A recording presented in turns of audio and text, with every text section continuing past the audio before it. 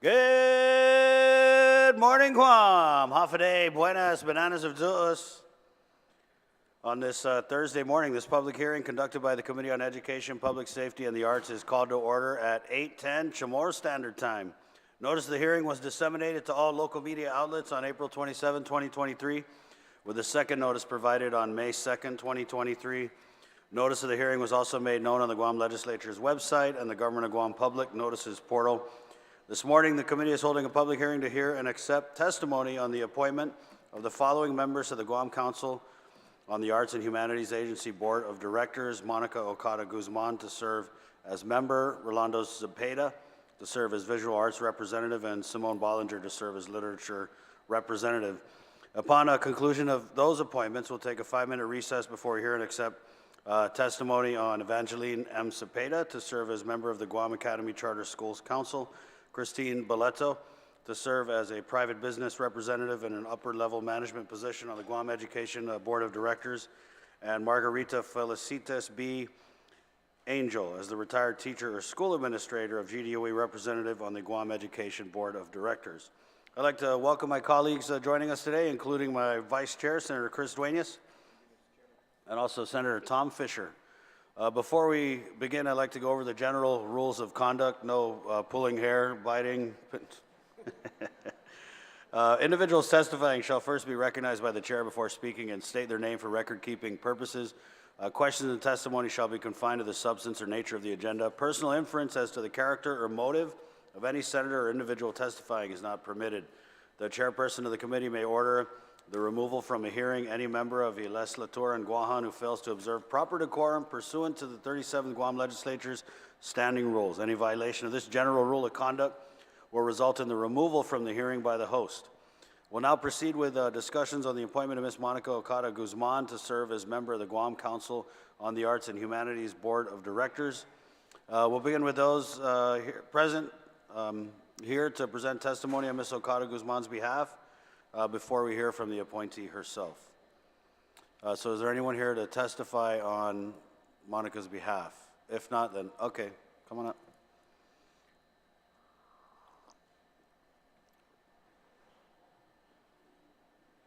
And ma'am, before you begin your testimony, please just state your name for the record. Good morning, buenas. My name is Evangeline Cepeda. You can call me Vangie. I don't have anything prepared, but when I saw Monica, she's a dear friend of mine. I've known her for many, many years. I like to say I am in support of this. She is a hardworking woman. She understands the whole arts. And I want to just say that she's very passionate about stuff like this. She's always been this way. I mean, she's a really sweet, humble, but she can be feisty and fights for what she believes in. And I'm here this morning to give her full support. And I hope this body before me is going to give her the support to nominate her to this particular thing that she's on, or will like to remain on the board. I think she's done an excellent job, and if you know Monica, everything she does from start to finish, she's done it with everything that she has. I mean, just look at her history, okay? She is impeccably hardworking, and she's dedicated, and I'm here to say that please, senators, please give her your support. Thank you. Thank you, ma'am. I don't know who got to the table first. You want a junket poll? Okay, Acting Superintendent, please proceed. Thank you. Buenas and half a day. Thank you so very much for holding this confirmation. And I'm going to do this a little bit different. Oh, by the way, I am Judith Pat as a private citizen of Guam in this particular case. I just want to say that I want to thank you, rather, because before you are really fantastic, strong, dynamic women that you're going to confirm for the various agencies. You would never find anybody as accomplished as these women that will come before you. And I say this primarily because I have worked with them personally. For many years that I've been in the legislature and in my private life. so you would not make a mistake. They would definitely contribute to the different departments and agencies and the boards that they are going to be serving in. And of course, I'd like to say that I worked with Monica as well, and I know her. She is definitely very passionate about the arts. I also know Vanjie, because I used to work with her when I was the CEO for GACS, and she was the chairperson of the Charter Council. And this lovely woman to my left, and I will do a disclosure, she is my niece, and I totally support her. I know she's been very successful in the private sector. She was also very successful in the government of Guam at the time when she was the director of DOA, and I know that she's going to bring a wealth of her personal experience in finance and business to the Department of Education. And last but not least, also for Miss Feli Angel, who is also going to be a board member. She's already started to work with our students, so she is a definite, additional list to our Board of Education. I hope I didn't miss anybody. Was there a fifth person? One shot. That's good. That's it. Esther, I support all these with one shot, only because I have to go to a meeting now at the governor's office. Thank you very much. Thank you, Acting Soup. All right, one and done. Christine? Yes. Half a day, Mr. Chairman and members of the committee. I'm actually here for my own confirmation hearing, but upon meeting Monica when I walked in, I felt compelled to also offer testimony in support of her confirmation. I've known Monica, believe it or not, for over 30 years, from the time that I started at Sanctuary. She was heavily involved in community service even during that time, and has continued to do so throughout her career. She's always been passionate, hardworking, and committed to whatever endeavor that she has taken on. And even as of late, she helped start a small business training and development program that I know personally people who have benefited from it. So, throughout her career, everything that she's done, the product, the achievements have been evident, and so I fully support her and hope that the committee does so as well. Thank you. Thank you, ma'am. Sandy? Thank you, Senator Barnett. Thank you to the Guam Legislature for allowing us to give comments on this. I'm Sandra Selk Flores, the director of Guam CAHA, and I wanted to provide testimony in support of Monica Okada Guzman. Monica has a long history as a promoter of the arts. She is executive director of the Guam Unique Merchandise and Art Organization, which works with artists to bring their products to market. And I feel this is a great testimony to her commitment to the success of the arts and entrepreneurship on Guam. She is a former board member of CAHA, in fact, a former chair. I've worked with her in her programs over the years. We work well together.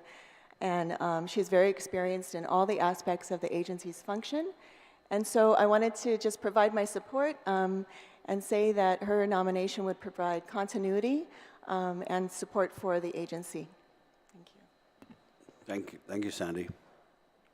Mr. Suzuki, are you going to testify in support of Ms. Monica?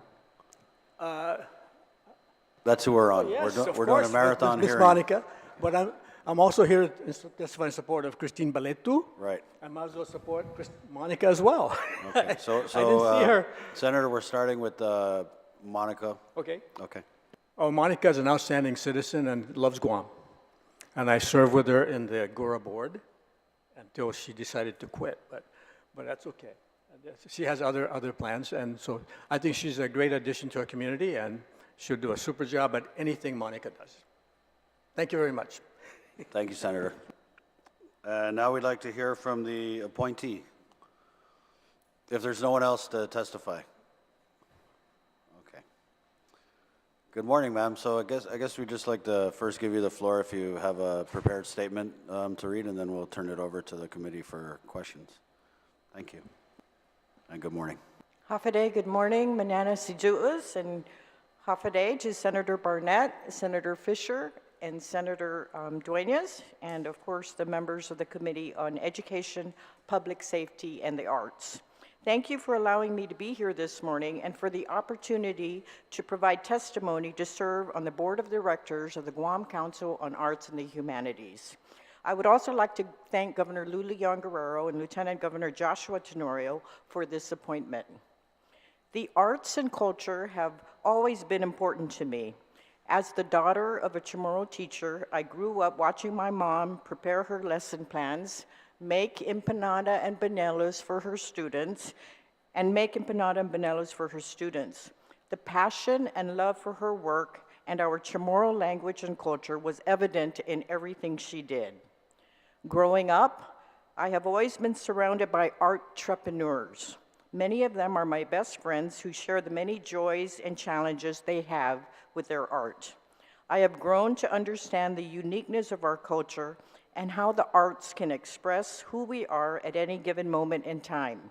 Together, art and culture are dynamic and fulfilling manifestations of our community.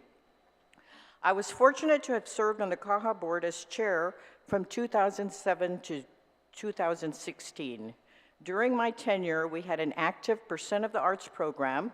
Our traditional masters were recognized, and we hosted the 12th Festival of Pacific Arts in 2016. Today, 7 years later, CAHA is preparing Guam's delegation to the 13th Festival in Honolulu next year. The agency has new offices and a gallery, and it has developed regional partnerships that expands the collective consciousness of our arts and culture.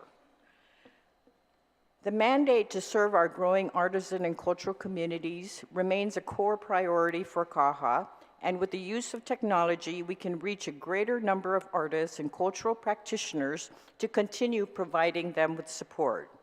The limited CAHA staff is an incredible team that is committed to the growth and development of the arts and culture in Guam and will continue to move forward. COVID-19 had serious impacts in our community, especially in the area of our mental and spiritual health. There are many studies that report increased anxiety and depression among young adults experiencing pandemic-related consequences. On our small island like ours, these impacts are even more pronounced. I have always been a believer that art therapy can help people manage stress and can reduce anxiety and depression through artistic expression or even just being exposed to the arts. This, along with emphasis on creative aging among our Manamku and our veterans, is a good start in uplifting some of the most vulnerable sectors in our community. If confirmed to serve on the board of directors, I commit to using my skills and resources to elevate our community of artists and cultural practitioners, raise the awareness of the value of arts, and most importantly, inspire our community and our people, and help express their aspirations.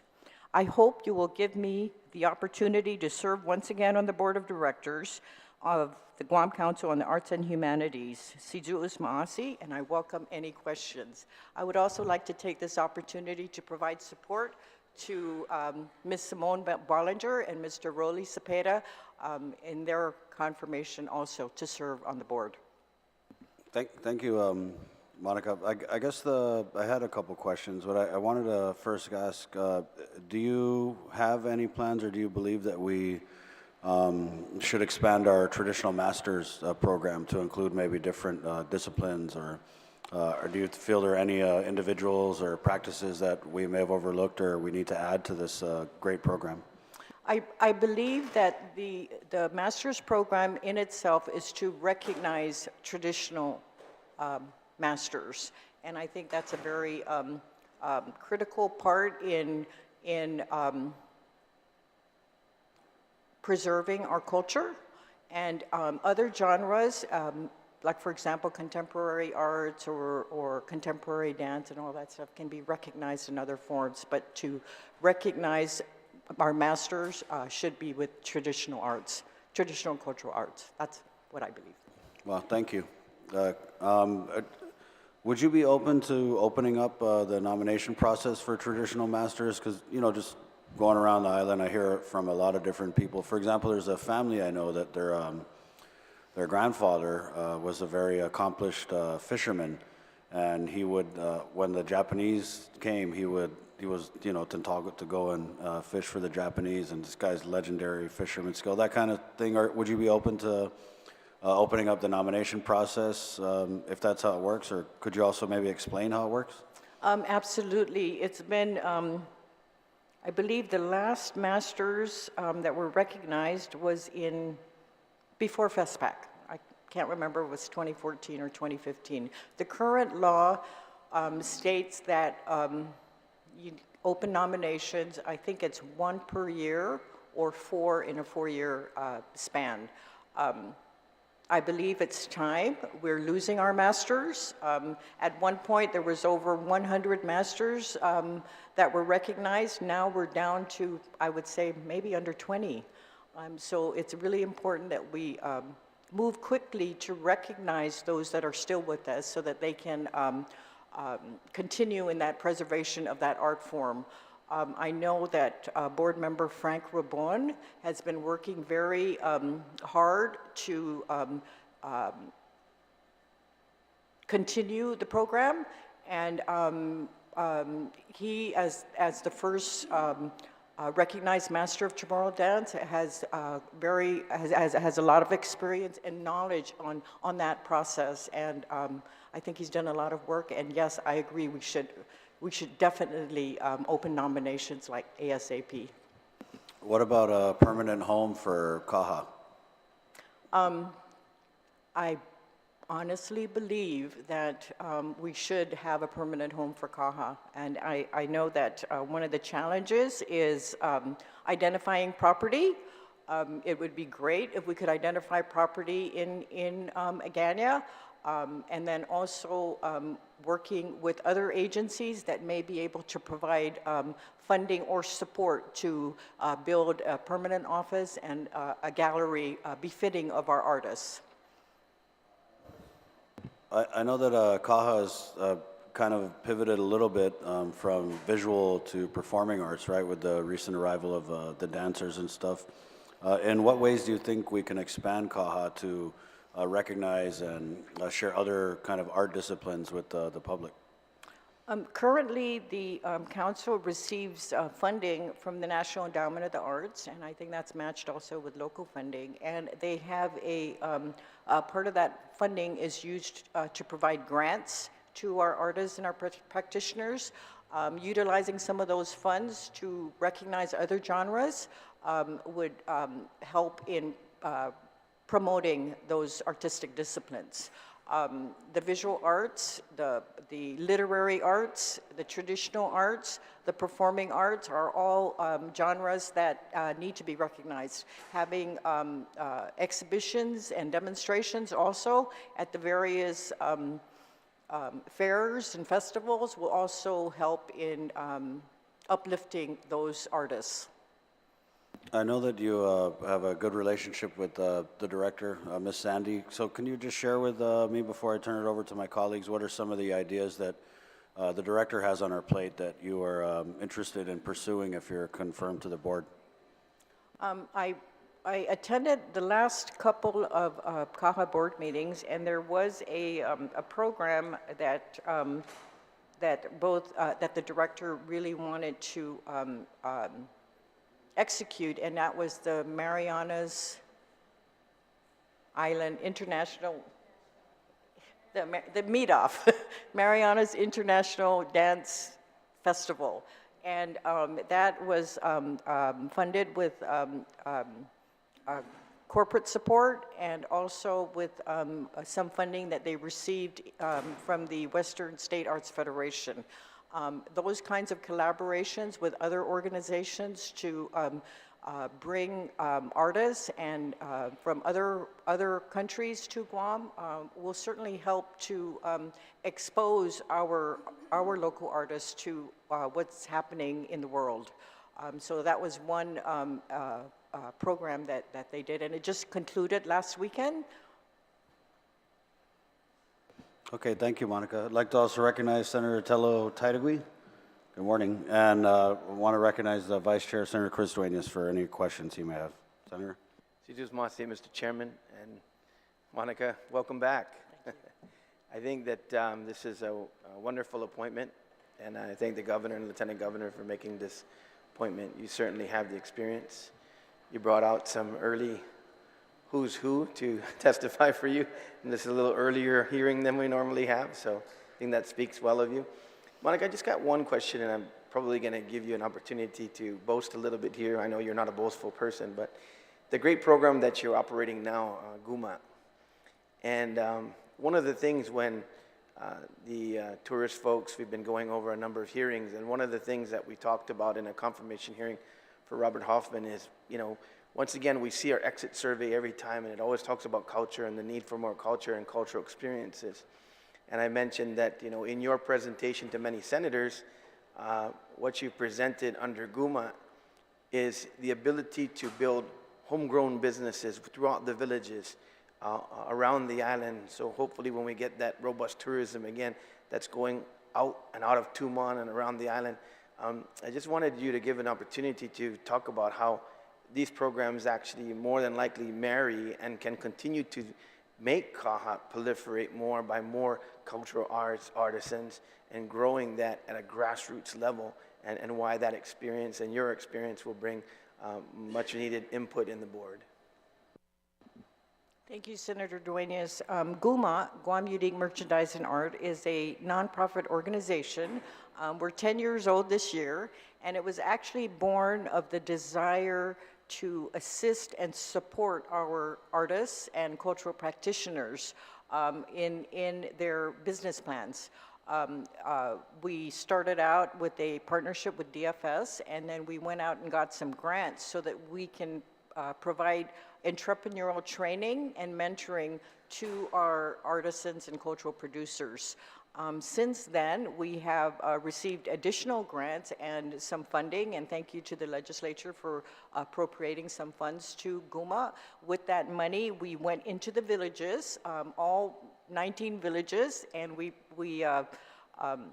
conducted home-based training to over 200 participants that came to each of the village trainings. We've had, our goal under that grant was to have 115 home-based business licensed. We've exceeded that grant, or that goal, and with the appropriation that we received from the legislature, we've we've given out about 67 microcredit grants to folks that have completed the program, and there's another 40 that are in the trench. So with that funding, we're probably going to exhaust it in July, and every single penny of that, that appropriation has gone to our home-based businesses. Our training and mentoring program that we're doing right now is a 16-week program. We partnered with the Small Business Development Center. We had over 100 people sign up for the training. Right now, we're in week 13. We'll soon be graduating. We estimate probably about 80, 85 participants from that program. Once they complete the program, they can apply for incubator funding. Providing a business plan, prototypes of whatever their products are, and then that will be reviewed by a panel. So far in the training and incubator program, we funded 37 incubators, businesses like Gourmet Guam, like Leaf, like Latitude 13, Tau Pacific Designs, Fu'una Cultures. I wish I could memorize all 37 businesses, but businesses that are doing well with a little bit of funding and support that we have provided to them. And I'd just like to thank the people of Guam, our partners, for believing in the program. And I just want to say that initially, we required that everyone that came through our program be a member of Kaha. Since then, we've expanded the program to include other businesses besides cultural arts, but the majority of the businesses that we're supporting now are artisans and creatives. And I just had to bring that once again to light, because I know this past Christmas season, a lot of the features at DFS and the like, I know that many media outlets did a lot of, showcasing of products, local artisans who have been able to monetize their product. You know, I hearken back to a good friend of ours, Simeon Palomo, known to us as Mongi, his beautiful art that he makes with all the natural resources of Guam. I know many artists, they normally are not because of their nature, they're not there to monetize their product.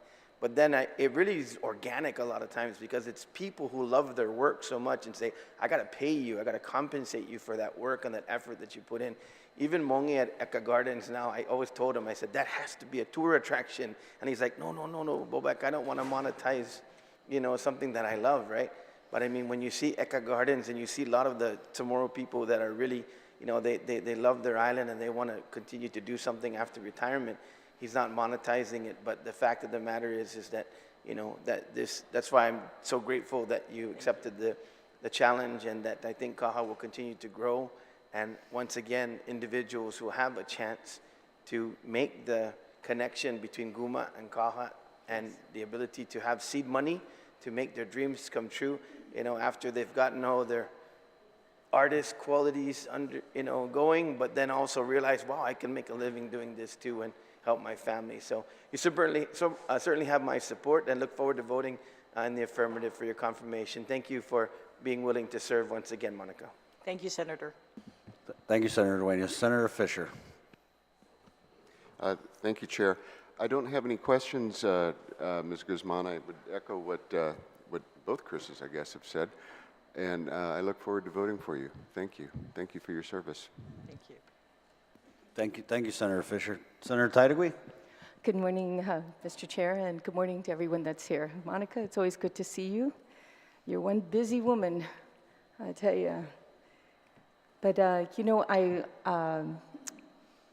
appreciate you wanting to continue to serve to our community and provide your definitely institutional knowledge in every aspect. I mean, you've been on many boards, and there's no doubt you're highly qualified. The only concern I have here with regards to your nomination is just a conflict of interest on any awards or anything Kaha may be awarding, because you do have your hand in like a nonprofit organization.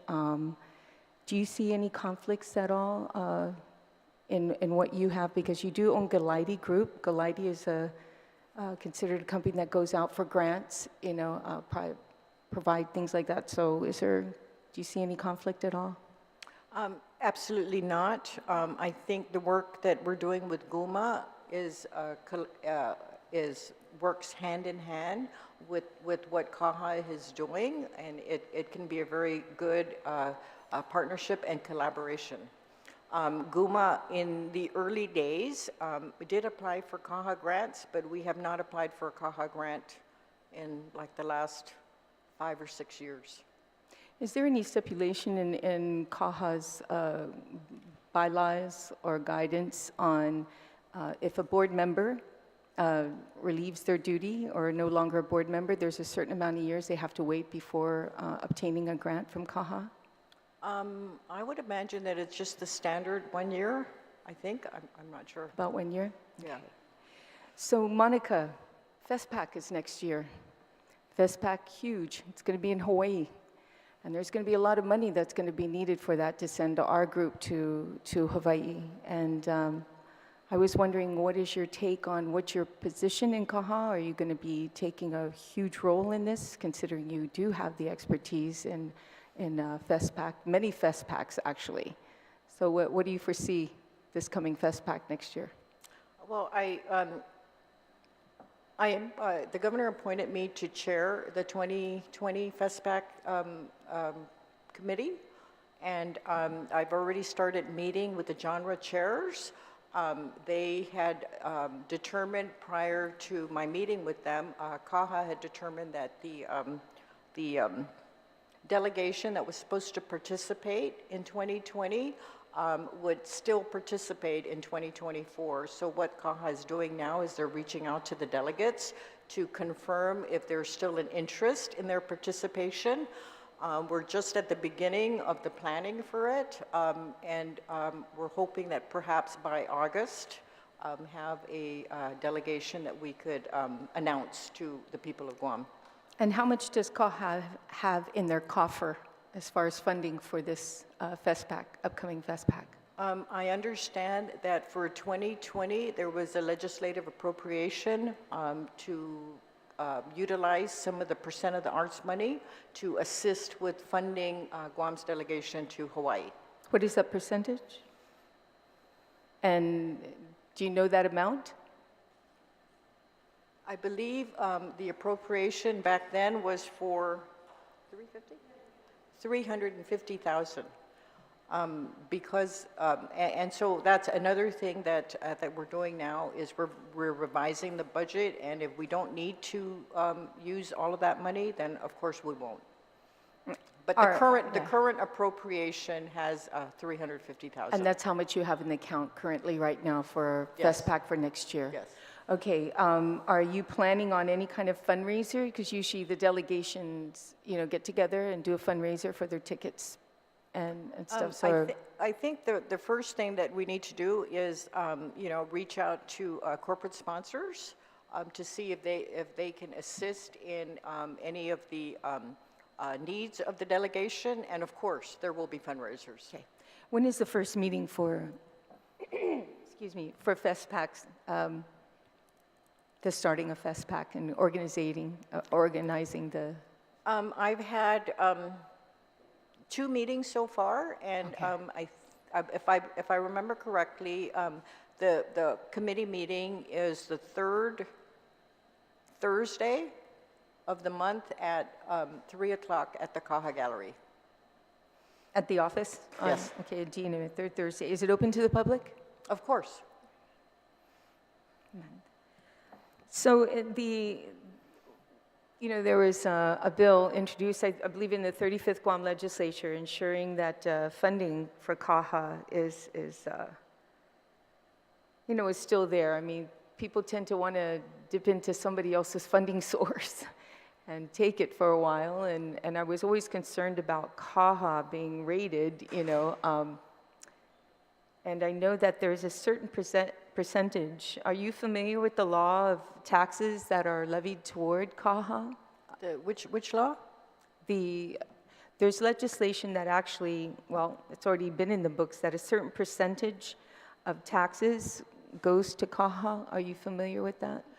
If you're referring to the percent of the arts legislation, and that is 1% of any construction on any government building over $100,000, 1% goes to the arts, and then that also includes any tax breaks that GDOE gives as far as the qualifying certificate. Then 1% of that construction costs will go to the arts. Have you ever served on Caja before? Yes. How long ago was that? I served on Caja from 2007 to 2016. I just like to point out that a lot of the art that is here in the Congress building that is hanging in the walls was actually a result of the percent of the arts program. So you have served on Caja for 9 years, and then you've taken a break for how long? 7. 7 years, so 9, and you're back.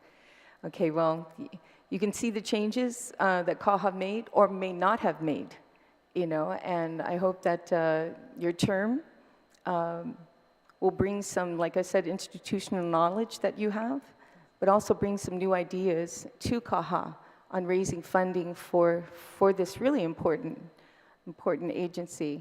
And I wish you the very best and good luck. And please keep me abreast about FestPac.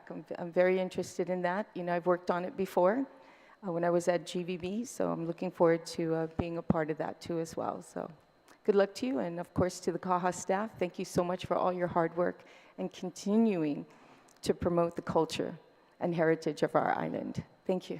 Thank you, Senator. Thank you, Senator Taitigui. Senator Brown? You're lucky you're here this morning, not yesterday afternoon. I don't have a lot of questions. I mean, Monica Guzman and I go back. I was just calculating, because I said, how many years? 34 years, Monica. Oh, my God. Since we worked together in the Ada Blas administration, boy, time flies by. I mean, you have an impressive resume, and you're very committed to what you do. And you do a lot of things, but I think definitely your passion about the arts on Guam and promoting it and encouraging that creativity in people around you is really wonderful. So no questions from me. You have my support, and I appreciate your efforts because I know you're very busy. But to make this time to do what you're passionate about, I think is wonderful, and I think we're all going to benefit from it in the community. So you got my support, and I wish you well in your upcoming term. Thank you very much, Mr. Thank you, Senator. Thank you, Senator Brown. Any other testimony for Ms. Monica? If not, that concludes this portion of the hearing. Thank you again. Thank you. Hasta. Thank you. Si Diyos mahasi. I know we said we were going to take a 5-minute break, but if we're all kaha, let's go ahead if we could get Mr. Raleigh and Simone up. Actually, first, if we could get anyone who's testifying in support or against Mr. Raleigh and Simone to come up to the table, and then we'll hear from the appointees. Good morning, Sandy. Good morning, Senator Barnett. Thank you again, all the senators, for giving us this opportunity and giving me the opportunity. I wanted to put my support behind these other nominations. Rolando Zepeda has been a member of our board for the last 4 years. And as an artist, he's been our representative on the board for visual arts. And in addition, he's provided an important connection to the community. He's an important promoter of the arts through his radio show, Kamusta Kabaya, and he regularly shares our upcoming events through the agency. And I've just found him to be a very hands-on contributor of the arts and a supporter, and I would love to see continuity in keeping him as a member of our board. If I may speak on Simone Bollinger as well. Please. Simone Bollinger, likewise, has been an active member of the CAHA board and is now seeking confirmation for her reappointment for the next 4 years. And she has been a representative for literary arts. Ms. Bollinger is an assistant professor in the English department at Guam Community College and an arts advocate. She's also active in the seafaring community. And I have found her to have a very fresh perspective on matters related to CAHA, to be beneficial in the decision processes we make around programs and procedures of the agency, and I would love to see her continue. Thank you. Thank you, Ms. Sandy. If we could get Raleigh and Simone to the table, please. Mr. Raleigh? Is Mr. Raleigh here?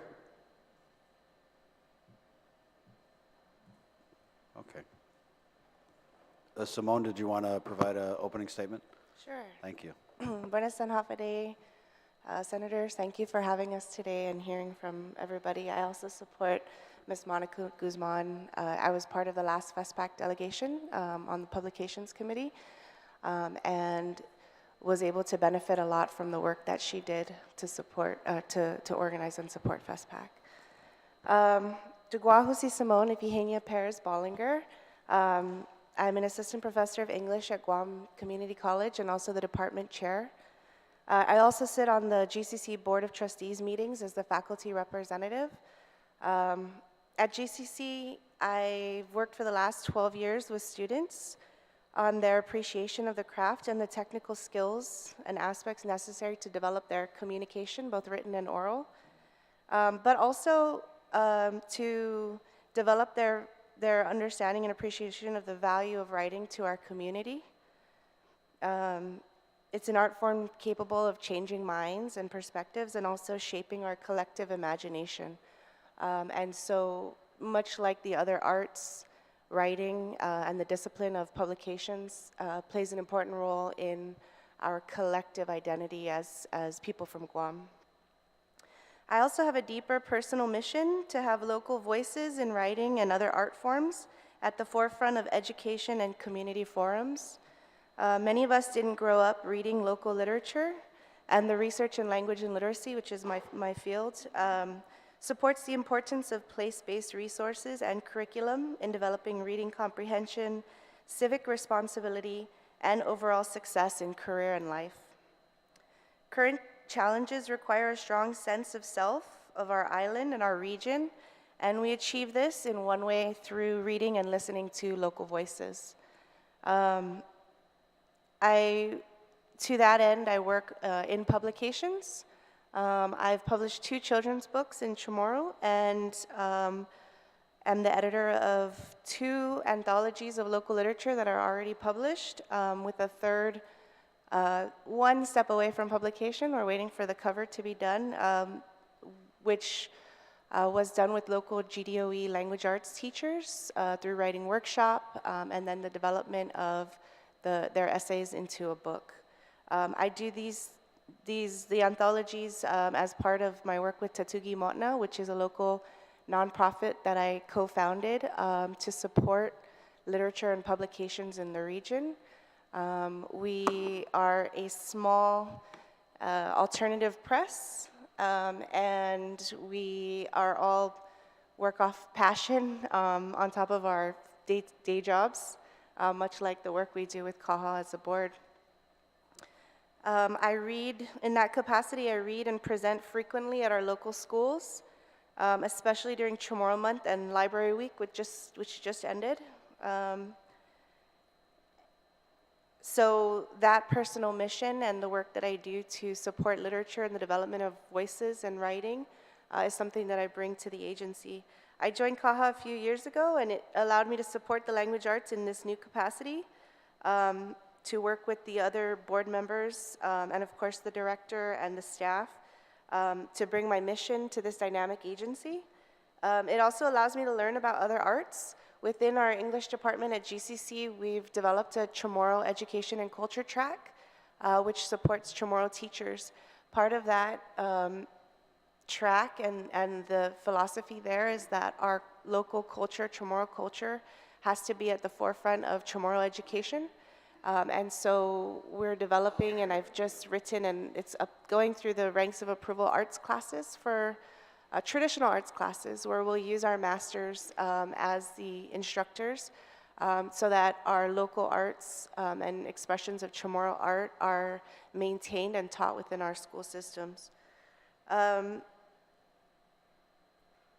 Other things that I feel are very important is that art deserves respect and artists deserve support, financial and otherwise, which is why I support CAHA, because artists, much like Chamorro teachers, and I know we have education up next, but it's also one of my passions, they work from passion, they work from dedication, and they work without receiving a lot of compensation. And it's so important, and I think we always say it's important, and art is important, we value art, but the artists also need respect. And as Senator Dueñas was saying earlier, there are different, art is different than education or other fields where we're used to doing the writing and get everything out and following the rules and things like that. Artists break rules, and that's what's good about them. And so one of the things that I really appreciate about CAHA is their support of the artists and their acceptance of artists for who they are. And the agency, the staff, the director find ways, and the board find ways to support artists where they need support, not where they think they should be supported. And I think that's an important distinction.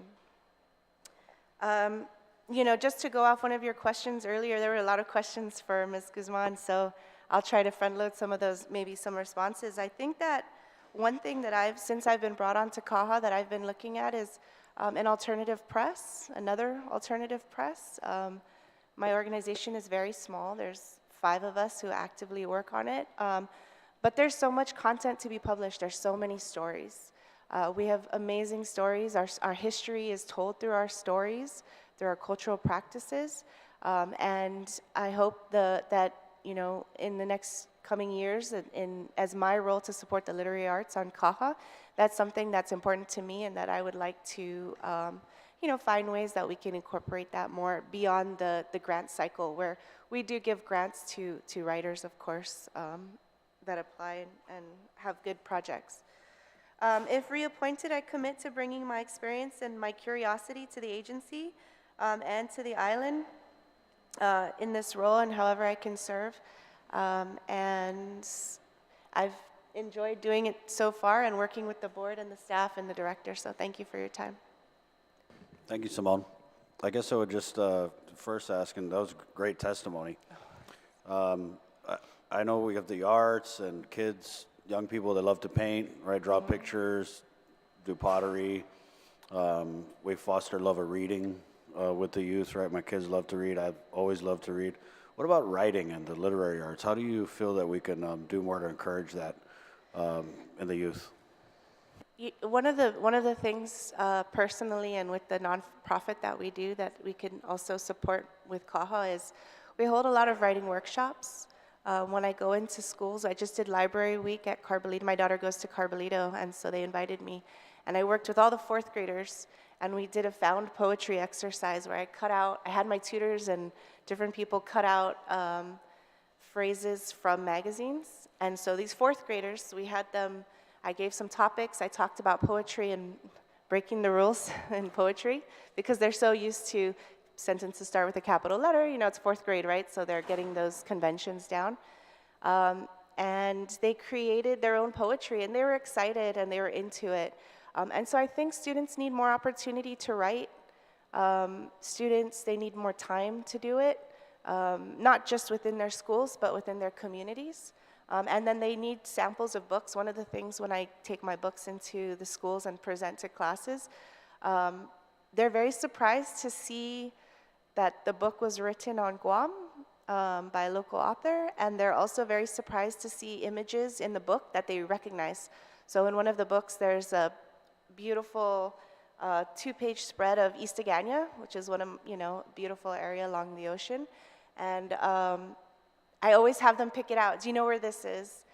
They can see Paseo in the background a little bit. They know the baseball field. And so those types of comments, or that looks like my cousin, or that looks like me, because even in the imagery, it represents what they know. That's important, and that does something. And so yesterday I was talking to one of the teachers in our Chamorro program, and I visited his class in March, and he said that one of his students came up and said, "Where's that book? That author that came in, I want to write a book." And so it's getting them that idea that they can write, but there also have to be outlets for them to publish. And so we need more of those on Guam, which is where I think CAHA can come in, is some more support for publications. And that gives more people the ideas that writing is something that they can do, that they can create their own books. Whenever I talk to people and they know that this is where I work, they're always like, "Oh, I have this great story. Oh, I have this great book. Oh, I want to write the Chamorro. I will have an idea for this book of children's songs like Twinkle Twinkle. I've translated all of them into Chamorro. These are some of the daycares. I want to, publish it." So there's so many great ideas. Content is there. What we need is to support the writers, those people that have their stories, not only in the publications process, but in developing the writing. Because we always push writing as a process, and your first draft is never your final. So you need support through that process.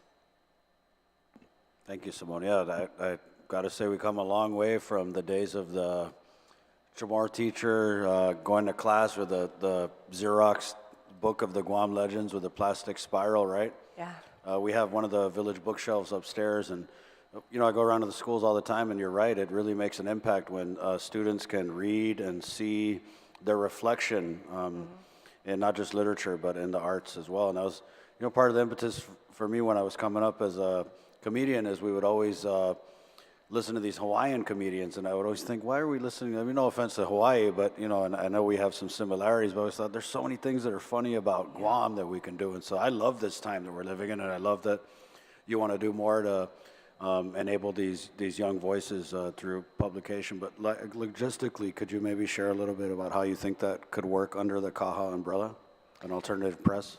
In alternative press? I think, one of the things that CAHA is challenged with is that there's a lot of work to be done and staff is limited. And so I think there do need to be more positions that are permanent positions, because these things take time and energy and can't be done within, there's positions that are funded by grants, but those are maybe 2 or 3 years and then they run out. And so I think that a more permanent staff that can support projects, new projects, specifically projects in the language arts, is something that CAHA could benefit from, that could then of course benefit the community. Of course, more time in the day, But really, I think that's what it comes down to is maybe having a funding stream that's specific to publications. We did have a publications delegation as part of the last FestPac, and I was on that, and actually the nonprofit that I co-founded came from that group. It was a bunch of us writers that said, what can we continue to do in this area? And so supporting through our grant cycle, but then also having that alternative press that's funded, that has its own funding source and staff to support it, is something that I think would make a huge difference.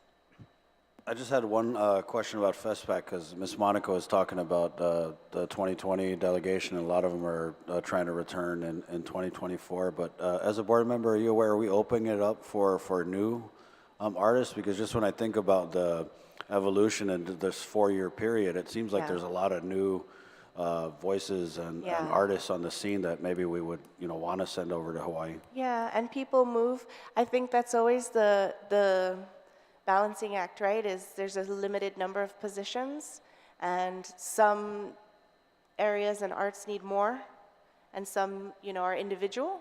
And so that balance, and I think that's what the work is now until August, is figuring out what spaces there are, people that have been gearing up to go for many years. And definitely there's new people in the arts community, there always are, but we always also want to recognize those people that have put in the years and years. So I think that's the balancing act that we're working on, is where, how can we make it work? Who will be in the delegation? We talked a little about the traditional masters. Is there traditional masters for writers? No. No, right? So I think the closest would be music. Right. Musicians, because, that's a writing process. It's, of course, using words and adding music, but... Do we currently honor traditional masters of music?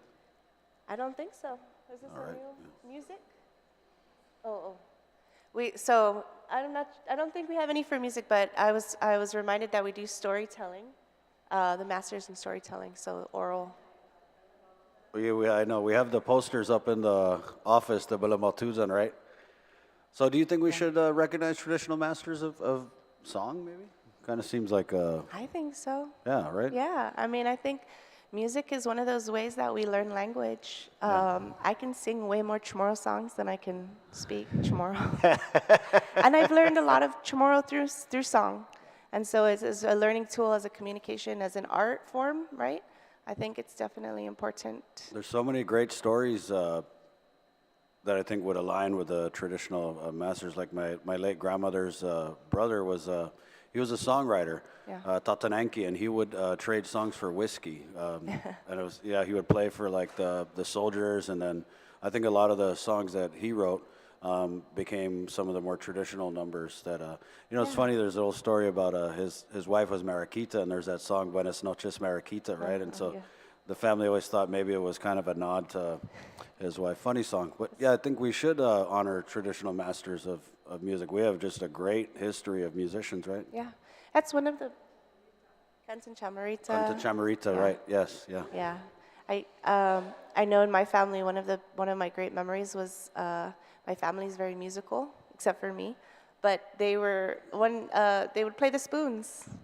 Nice. And that was something that I've only ever seen on Guam, I guess that's percussion. Not a lot of So instruments around creativity, back in the day, right? Yeah. Thank you. I want to recognize Vice Chair Senator Duenas for any questions. She just wants to, Mr. Chairman, and Simone, I gotta just compliment you on your testimony and also on your focus. Sometimes we have board members that come in and, each have their own lanes. Some have multiple lanes, but I just really love the fact that you're focusing on this. And for the record, my Chamorro music was advanced because of my Catholic faith, mostly through the Lisodzu and the Nubena. I sing more religious Chamorro songs than anything else. So, but I like your focus, and I like where you're going, because if we think about it, I learned more from my dad and my aunties and my uncles and all of my family about Chamorro culture and history than I ever did from a Chamorro teacher, although my Chamorro teachers were good too. But following along with something you were talking about, the written language and that, expansion, I think that's so important, to take those stories and the history and continue to focus on the written. I really like where you're going with that. I think one of the suggestions I would make, I know that expansion, sometimes, we can, look at that, but maybe looking at possibly through CAHA and working through the president to maybe draw up an MOU between Department of Education and CAHA, because they're the ones who have the captive audience of the young people coming up, learning, of course, the written as well as the spoken language. So that would be one of my suggestions, at least while resources might be a little thin to start with, would be to have CAHA do that MOU with the Department of Education Chamorro division, so that you kind of have that crossover.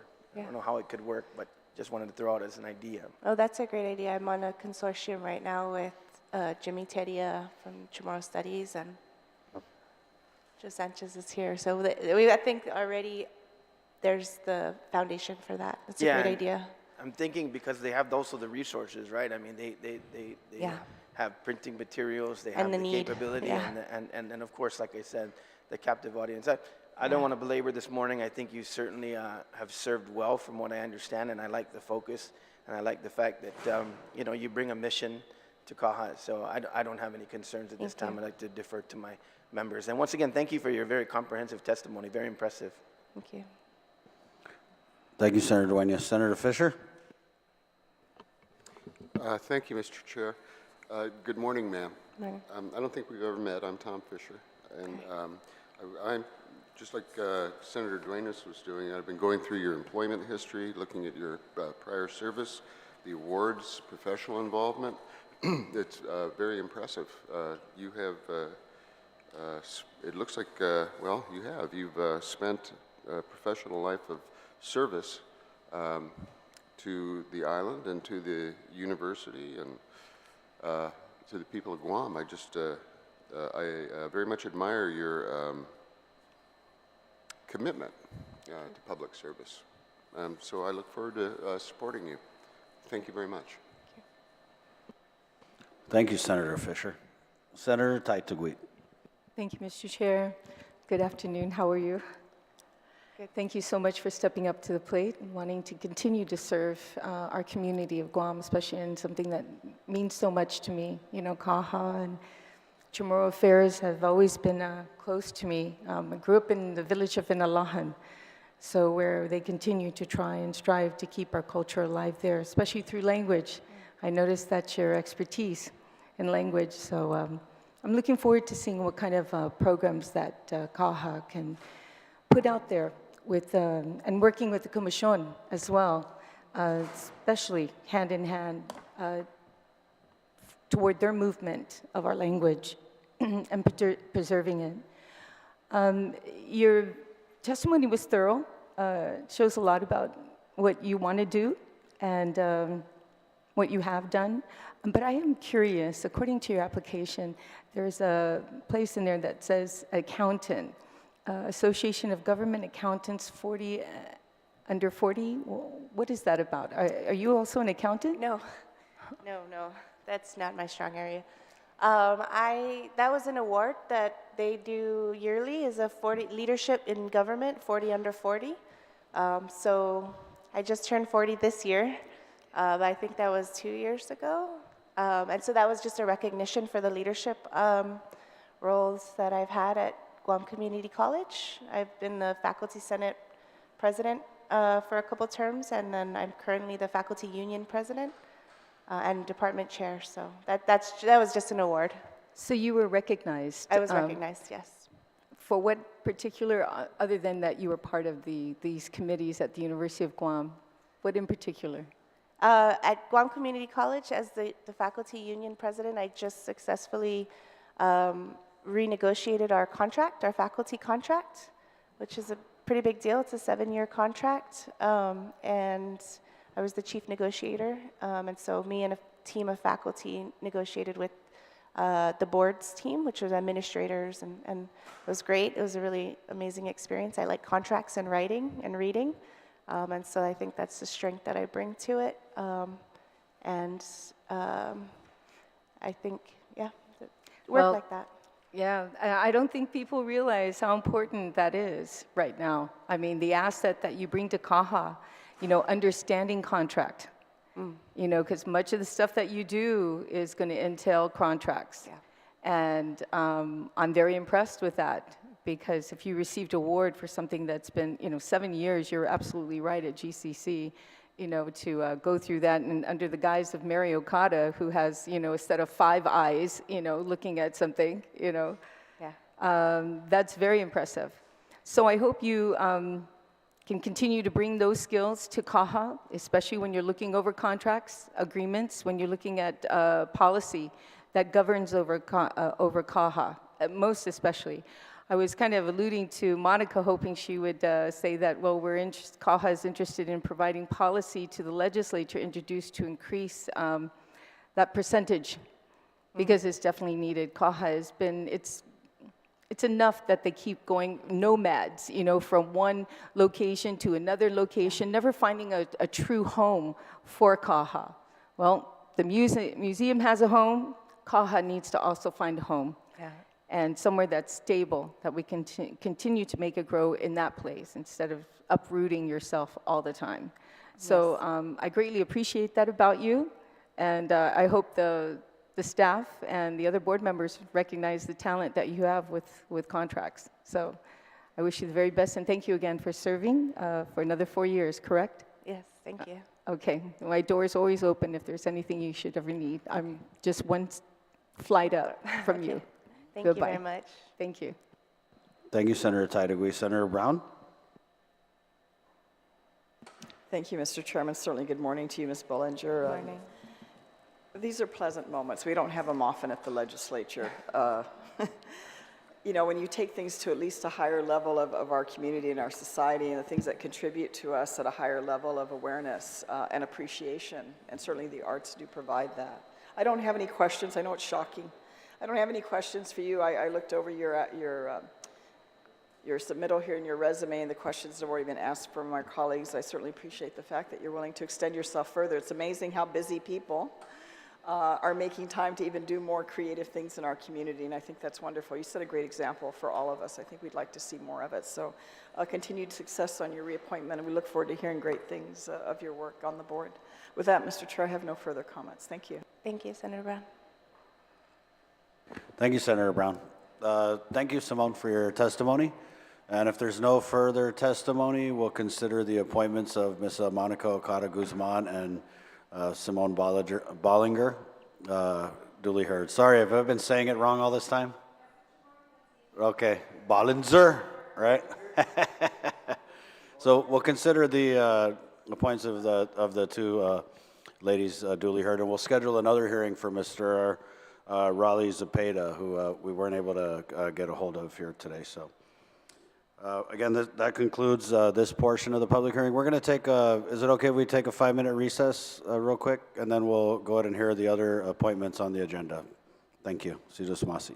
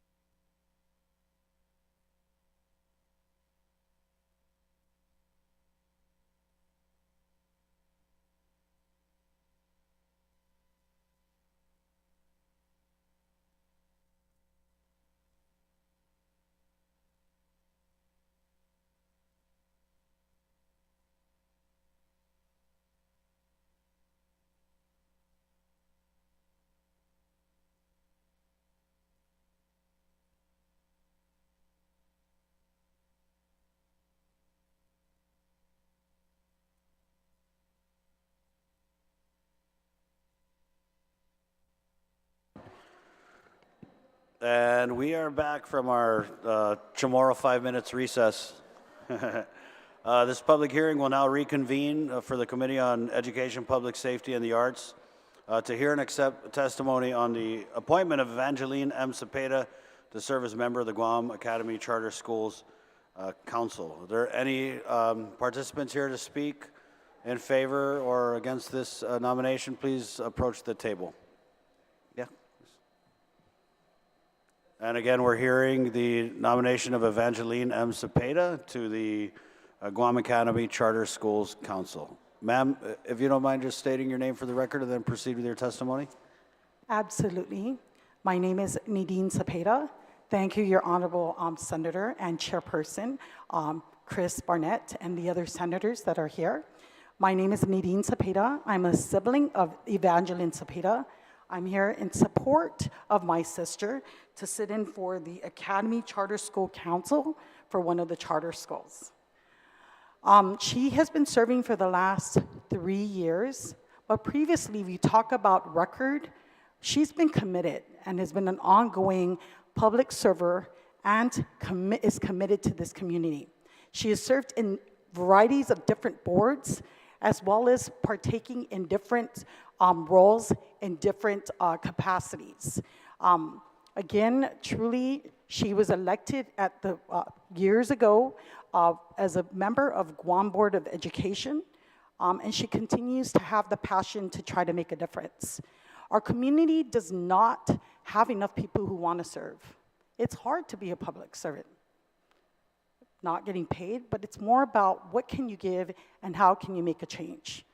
As a therapist, as a district school psychologist for Department of Education, and being in this field over 25 years and sitting in different boards, I must say it is something you have to balance. My sister has an empty nester. She isn't married and single. I say that because she can put all that time and energy to what needs to be done to make a difference in this community. So when I talk about some of the characteristics, not everyone can be a true leader. She clearly has some traits and characteristics of leadership, and that's demonstrated through her work. One, she works with people. You cannot do it alone when you're a part of a council. Two, she's a mover and she makes a difference. Not just rhetoric, not just criticizing, she is a solution. She finds solutions. And third or fourth, it's about her commitment, compassion, and dedication. So if anything, I'm in support of her, not just because she's my sister, but she has a proven track record, and she's always served our Santa Barbara Parish in different capacities and has a lot of passion and love to help people in our community, especially the youth. So thank you for this opportunity. Thank you, ma'am. Christine? Havade, once again, senators, committee members, my name is Christine Baleto. I personally know Evangeline Cepeda back from my time when I was in Sanctuary. It's amazing over the course of the history of my career that I've been fortunate enough to interact with many people. And Evangeline Cepeda is one of them.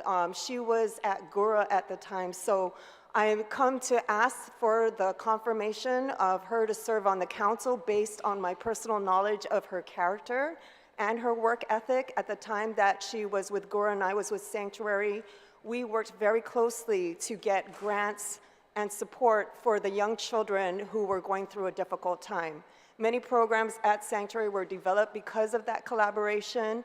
Her ability to work hard, drive towards a goal, and her passion for helping people have all been qualities that have made her successful. So I didn't prepare anything more formal, but again, I just want to express my support of Vangie to the council. Thank you. Thank you, ma'am.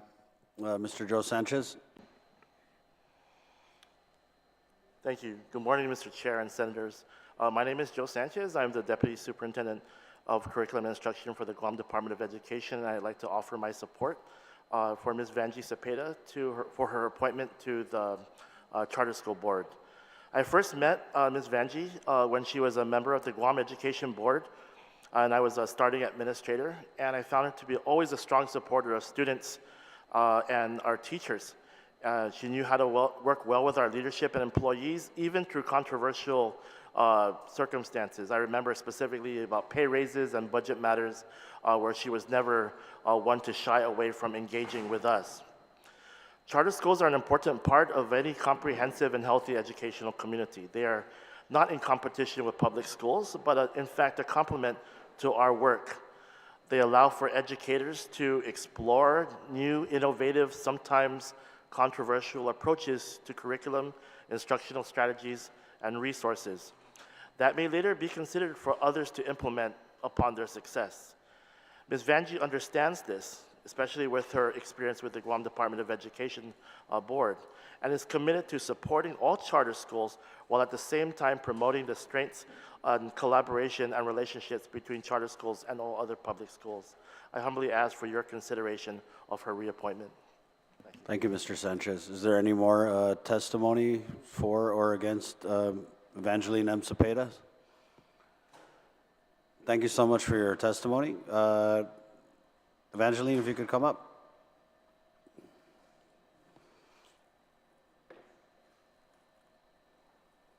And I know you have a prepared statement, so you can proceed with that. Thank you, ma'am.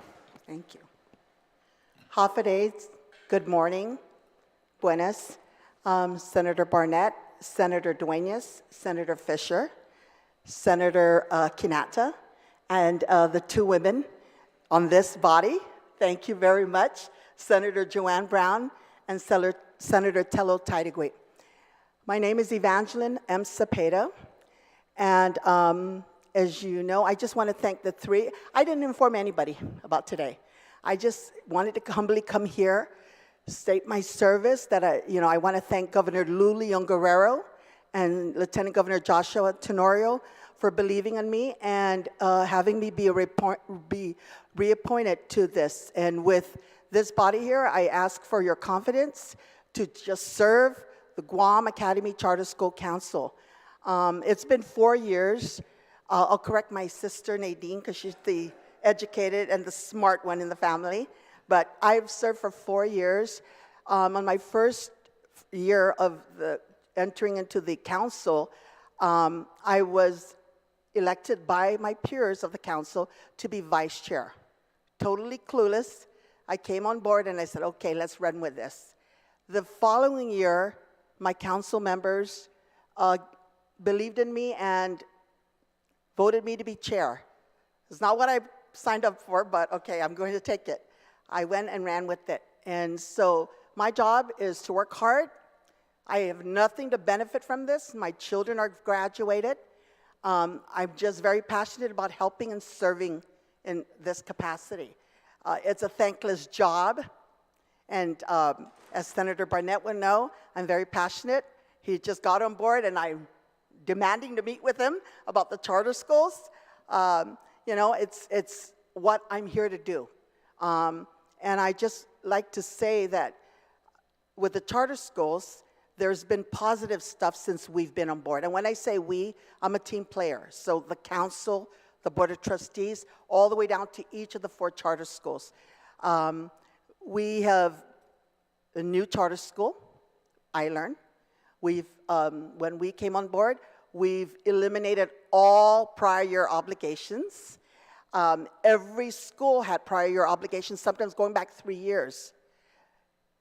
I got on the board, and as a chair, I said, no, we're not doing this.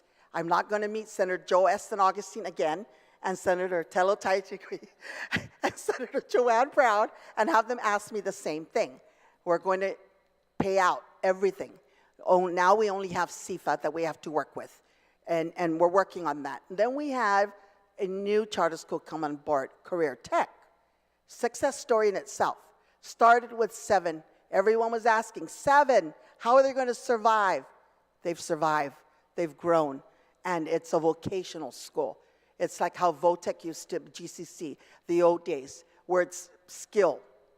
It's very important because not everybody wears the same size shoes. And in education, we know this. And many of them want to go this direction, and so there's a success in that. And hopefully we'll like the charter schools to grow. And so we're hoping to get 2 more charter schools on board within the next 3-4 years. And I think this will cater to DOE, because we know DOE is growing the capacity, it's overwhelming, the schools are breaking, it's the reality of everything. Not enough money, no matter how much money we have. There are problems that we need to fix. And charter schools, we have our own problems. I'm not going to sit here before you and say this, but it's something that my goal is to resolve. Because I am about solution. We can rhetoric the same words, but I'm about finding solutions to these things. And hopefully, while I'm here, because I always say I'm just preparing and fixing things up for the next person to come around. And so when I got on board, it was clueless. We didn't have any record keeping. We didn't have anything. And so I'm proud to say before you, we do have that. And it's easier to come before this body and defend our justifications with regards to each of the 4 charter schools that we have on board. With each of them, they're growing. And as you know, I've reiterated this, that put a cap. The importance of putting a cap to each charter school is so we can emphasize on small in the classroom, focus on each individual student and their strengths and weaknesses, and then move them forward. That's the whole concept of keeping it capped. And I've firmly want to keep the cap. And if they want to increase, open another charter school. So it just makes it better for every child to come into the schools and love where they're at, because environment is very important. And so when you have a very nice school, everybody's excited to learn. And so it's very positive. And so when everybody's positive, everybody's happy, and everybody's learning. And so with that said, I just like to say, if everyone, we've come before you before, I'm just asking for my confirmation for my reappointment to serve the children and the charter school system. Thank you. Thank you. Thank you, Ms. Vanjie. So what are your goals if you were reappointed? My first goal is to basically keep everything accountable in the charter schools. And when I mean that is from the council where we are at, to the board of trustees, to the schools and the administrators. We are doing that right now, but I think that there is a disconnect with the board of trustees.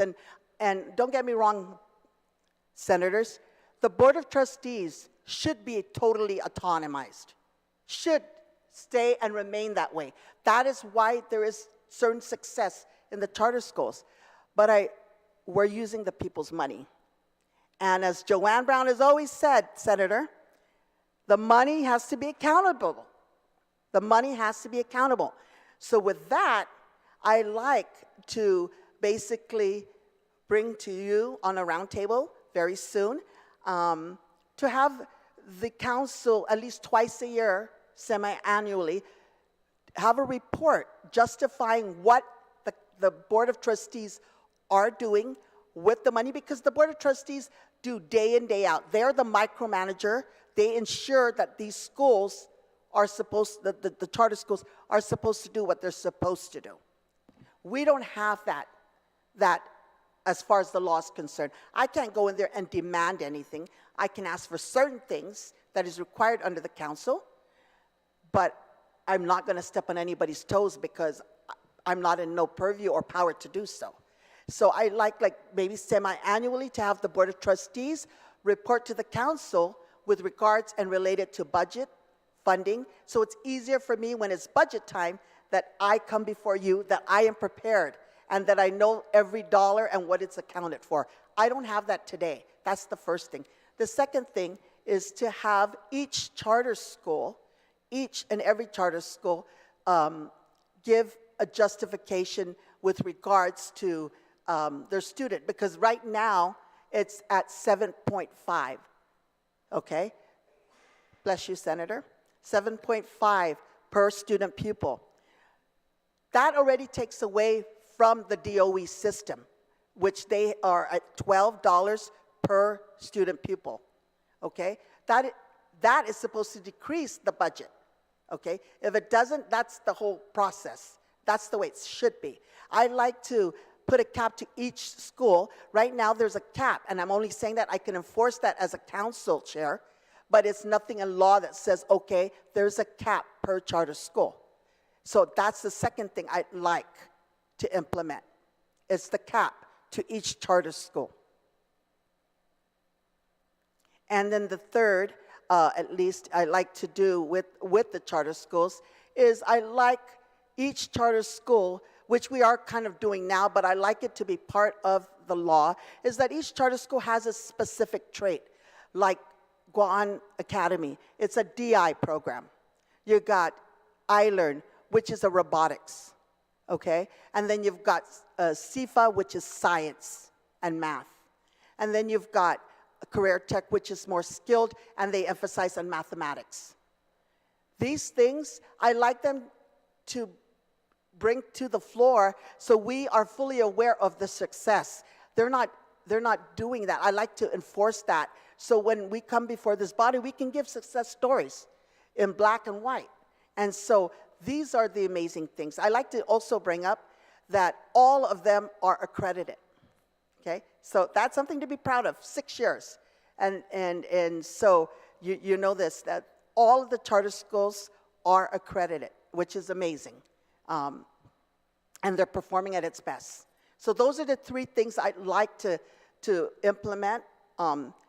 If nominated today, I'd like to implement those immediately, because I think that it would be a great advantage to the charter schools even after I leave, because I'm just thinking that it would be something that we can move to make improvements, because there's always room for improvements, or you wouldn't be here and I wouldn't be here. Yes. Thank you. Thank you, Evangeline. I wanted to just, and I recognize my colleague, Senator Roy Canata. Good morning. I'd like to, if I could just ask about the Board of Trustees. I know you had mentioned the law, but are there currently any obligations for the Board of Trustees to report to the council? Nothing whatsoever. And I understand that. Let me go ahead and reiterate. The Board of Trustees, there's so many bureaucracy in the government of Guam. It's just the way the government is. I like to keep the Board of Trustees their autonomy, okay? That's not the concern. I want to keep that. That's what makes them the beauty of a charter school. If you look at the charter schools of California, any charter school, they have a Board of Trustees, they're independent. That's not what I'm saying. I'm saying that the only thing that I'd like for them by law is to have them do a semi-annual report to the council, so we have an idea of what they're doing. They could be taking all this money.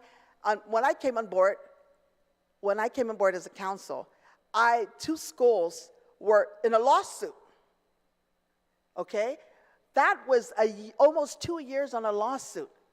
And senators, you know this. I even asked to meet with their attorneys because I want this to be gone with and resolved. We did resolve it. It was ugly and it was too long. Part of that was because the council was clueless to what the Board of Trustees were doing. And all I'm saying is semi-annually, like anything else, do a report with regards maybe in August before the fiscal year and in January. And that's all I'm requesting, that the council get this maybe in August before the fiscal year of the government of Guam, and January, so they can give us a report of their finances and what they've done with government funding. Thank you for that. Yeah. You're very welcome. Thank you, Senator. If you could, maybe just for those watching, by the way, Hafaday to everyone watching on our legislature channel, Docomo GTA and YouTube. But if you could explain the role of the Board of Trustees relative to the individual charter schools. Sure. So the Board of Trustees, in each different charter school, they have their Board of Trustees, and they're basically, I'm going to say it, they're very powerful. They have the power to the day in, day out operations, and the money appropriated that is approved by the council, and it is drawn down by GDOE, it's given to the schools. The administrators don't get it. The Board of Trustees receive this money, this funding, and they do as they please with the appropriation that's given. And the council has the power to get that appropriation. I sign it, and it goes to them, it's drawn down to them, and then they do within the parameters with whatever they need to do. And so the Board of Trustees in each of the schools are basically they micromanage it because they need, and they are part of the hiring, the firing, okay? They are part of whatever necessary is to be done that's the way it's done. So as I mentioned to you, Senator, when I came on board, $128,000 was one Board of Trustees, I won't mention names, but it's not done anymore. Oh, this is juicy. Pay attention, everybody. $128,000 for Okay, $128,000 was for their meeting, having lunches, extravagant lunches. When I became the chair, I was looking at this, what's $128,000? And it was going to that. Then I, at the time, was Senator Talina Nelson as the chair. I said, Senator, we need to nip this. I need to ensure that this is no longer happening. Put that money into the appropriation. I can disseminate it to the schools, which we've done. So any lunches now is paid for by them. It's not paid for by the money appropriated by the council to the schools, to the charter schools. And so this is exactly what I'm mentioning here today. Thank you for that very insightful testimony. I wanted to ask, ma'am, if you don't mind, about the cap. So you're mentioning that you want to institute a cap for the charter schools? Yes. But a lot of the charters that have come to see me since I got into office have actually asked for an increase in the number of students that they currently have as GDOE. And I know you said GDOE is growing, but Joe, correct me if I'm wrong, enrollment's actually down? Right, and yeah, enrollment is actually down, so. What I mean by growing, is growing in as far as money, demand, needs, services. That's what I mean by growing. We're taking, you got the private school are taking some of those students. You got charter schools, and you got many leaving the island, unfortunately. But for those that are entering into the charter schools with a cap, okay, we don't want to duplicate DOE. Nothing bad, but we want to keep it a charter school mentality. And part of the charter schools is that it's not at 13,000 students as to oppose 350 per school. So I like to keep a cap on these things with regards to each of the 4 charter schools. Thank you. I'm going to open it up to my colleagues for questions. So we just met the other day, so I've already exhausted my questions with you. Vice Chair Senator Duenas, good morning. Mr. Chairman and Ms. Zepeda, I got to say that, my first interaction with you when I was elected in the 36th was, of course, we were traversing through COVID, and then many of the meetings were still being done around that, and I know that there was a lot of accountability issues, and I admire you, and then of course current acting superintendent, but former speaker was also head of one of the charter schools, so I know that there was a lot of cleaning up that was going on. So I want to just express my thanks to you for being actively involved, and then I know a lot of those things have worked themselves out. We'll see in this budget session, where we're going with that, but so I'm a little interested as well. I like all the discussions about accountability. Yes. I know that myself also, I've met with a couple of the charter schools. They have discussed at least maintaining their cap. Yes. And then, but some have,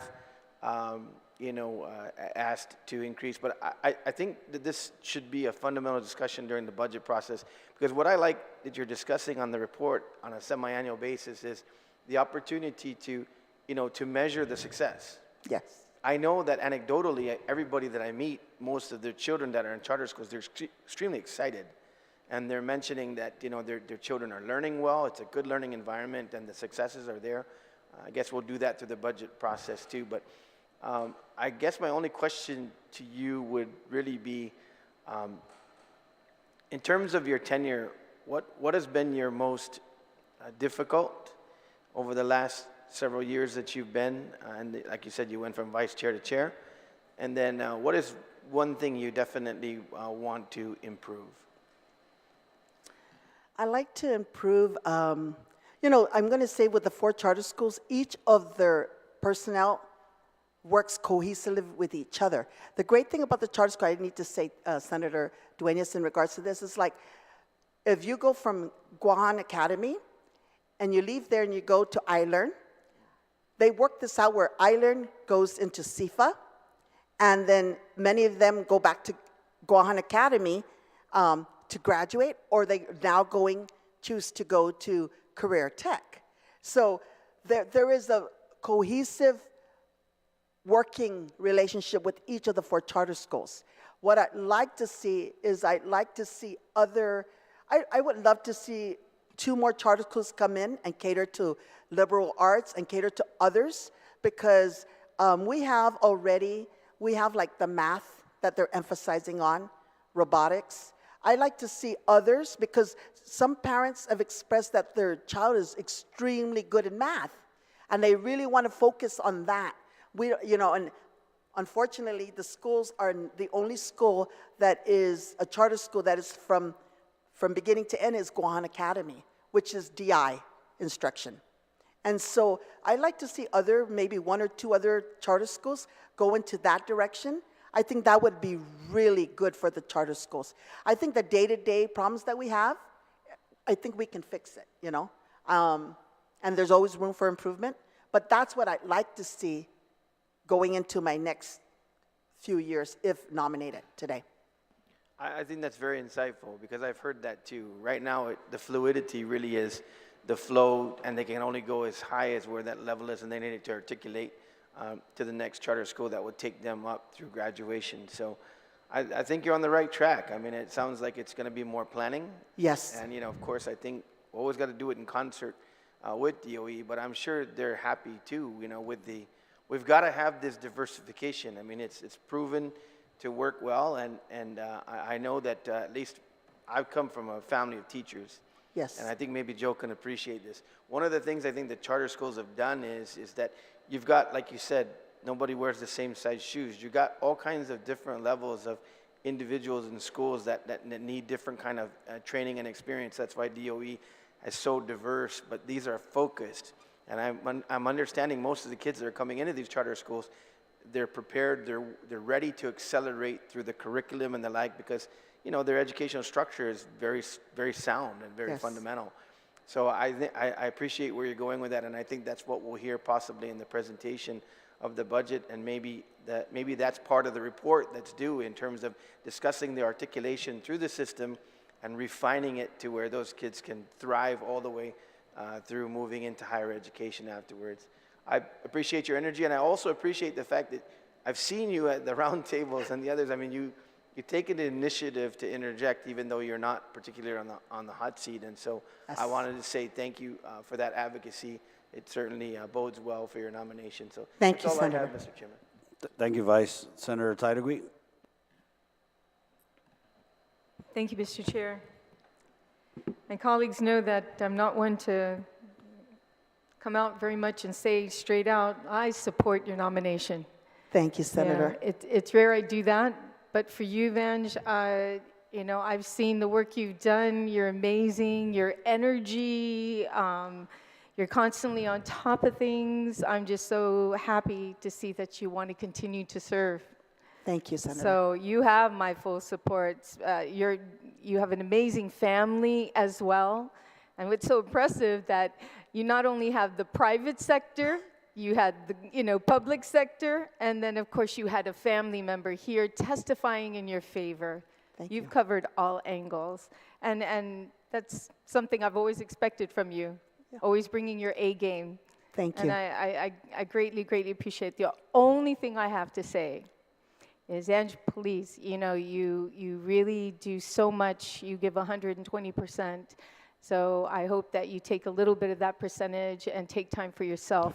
Don't burn out, because I definitely don't want to see you having to, leave your position, because right now the charter schools are growing, and you're the perfect person to watch it grow in the right direction. Thank you. So thank you so much, and thank you to your family. And of course, my door is always open, as you know that. I've got calls from you, and you will get calls from me. Thanks. Thank you. Thank you so much. Thank you, Mr. Chair. Vange, you better note this down. Yes, 'cause you're right. I've never heard her say I fully support right off the bat. I mean, maybe after about 10 hard questions, but that was definitely a first. So thank you, Senator Tydegui. Senator Brown? Thank you very much, Mr. Chair. And Evangeline, I have to tell you, you know, your presentation and your energy is very refreshing. You don't see that a lot in government, unfortunately. And, you know, you keep us from getting jaded because it's so easy to do that, especially with education. Because, you know, having been around long enough, you just see the repeated problems, and we pour more money into it, and the problems don't change. They sometimes get worse. And, you know, the opportunity to encourage our children to enjoy education and prosper and grow is important. And if we miss that time, this critical time in their growth process, I mean, that affects everything in their life. All we hear more is the drug problem and graduating to DOC, and it doesn't show the best side of our society and our community and everything that we grew up with and want certainly for our children and grandchildren to have an experience. And I appreciate the work that you do. I ultimately, when we supported creating the charter schools, was the idea eventually to hope to phase out DOE. And I don't mean that in a negative way. I want to ensure that our public funds are going and being invested, you know, to help these children, because many of them don't get, as we know, sad to say, a lot of our children don't get that support in a family environment anymore. I mean, you know, like I said, we used to be able to, if we got in trouble, our parents knew about it before we got home, before these things existed. And many of our young people are not even growing up with that. I mean, when you hear, and it's heartbreaking to hear, as we heard during the pandemic, that there are children that don't even eat.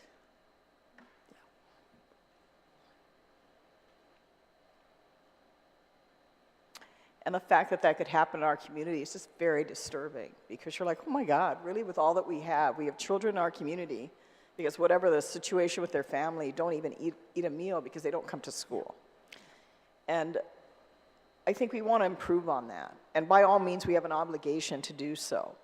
I certainly support what you do. I hope you keep DOE on their toes, because you could do better for less.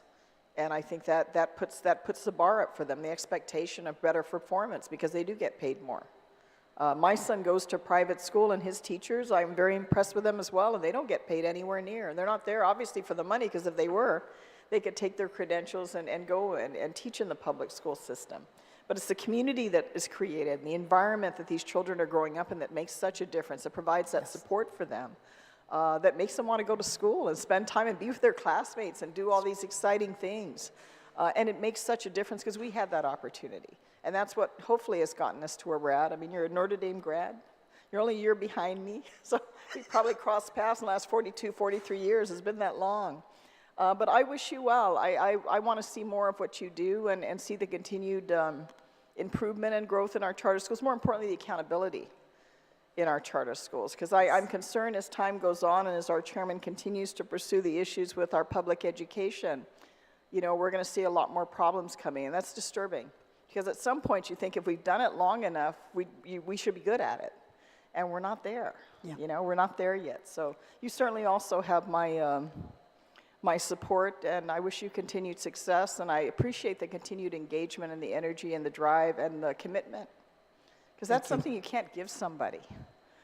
You know, you can try and impose it on someone, but you can't make it happen. That has to come from within. And you're certainly brought a lot of bright energy to our hearing this morning, my dear. So continued success to you. I mean, we need good people. Like, we really do, because the impact you will have and have had on our children out there, you know, they may not realize it, but you're helping pave the way of a very good and promising future for them. And that's what we want to see for all our kids. So.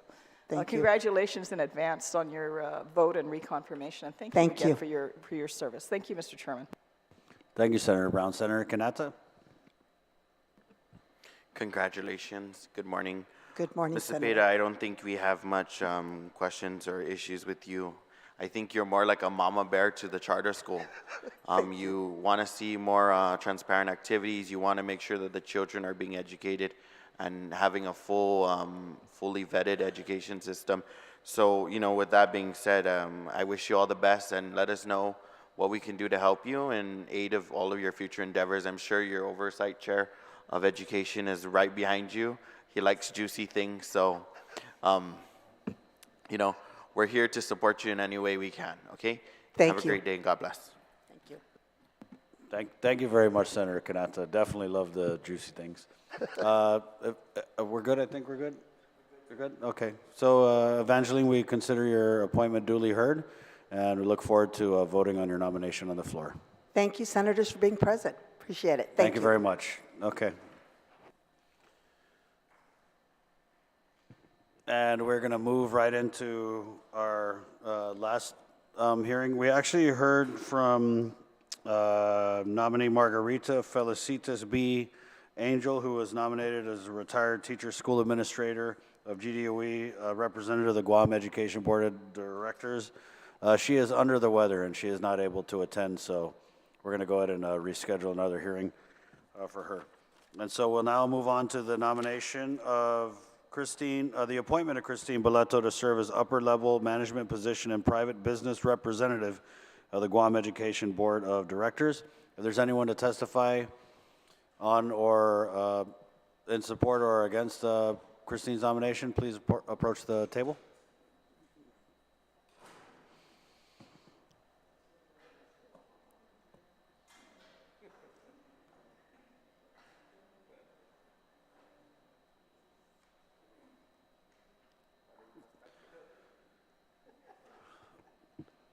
Ms. Vandy, did you just want to go ahead? Okay, thank you. Hafade, good morning. I'm here as a private citizen and a dear friend of Christine. My name is Evangeline Cepeda. Like senators before you, I like to say that I am in full support of Christine Belletto to the Guam Education Board. Christine and she kind of told you the story. We go back over 30 years when she was the director of Sanctuary and I was with Gura. We worked very close together, and our goal was the youth. And so we brought in lots of grants.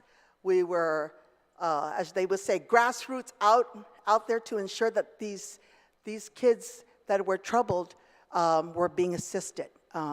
And so she and I have been in the same circles for many years, and then we kind of met last year or 2 years ago again, in the same circle, her being the CFO for Docomo, and me being with property management. And so I just want to say that I'm in full support. Christine, I'm sure is going to have, me knowing Christine, 4 pages long of her history and her all of her accomplishments. I just want to say that she's hardworking. She's not afraid to roll up her sleeves, get to work. She can be a force to be reckoned with, if need be. And in many ways, she and I are the same. We're doers. We go out there and we don't speak it. We just want to work and make things happen. And rest assured, GDOE is going to be very, very happy to have her on board and make a big difference with the board. And she's also works well with people to make things happen. So please, senators, with her appointment, I am here in full support of Christine Belletto. Thank you. Thank you, Vanji. Dr. Congressman Robert Underwood.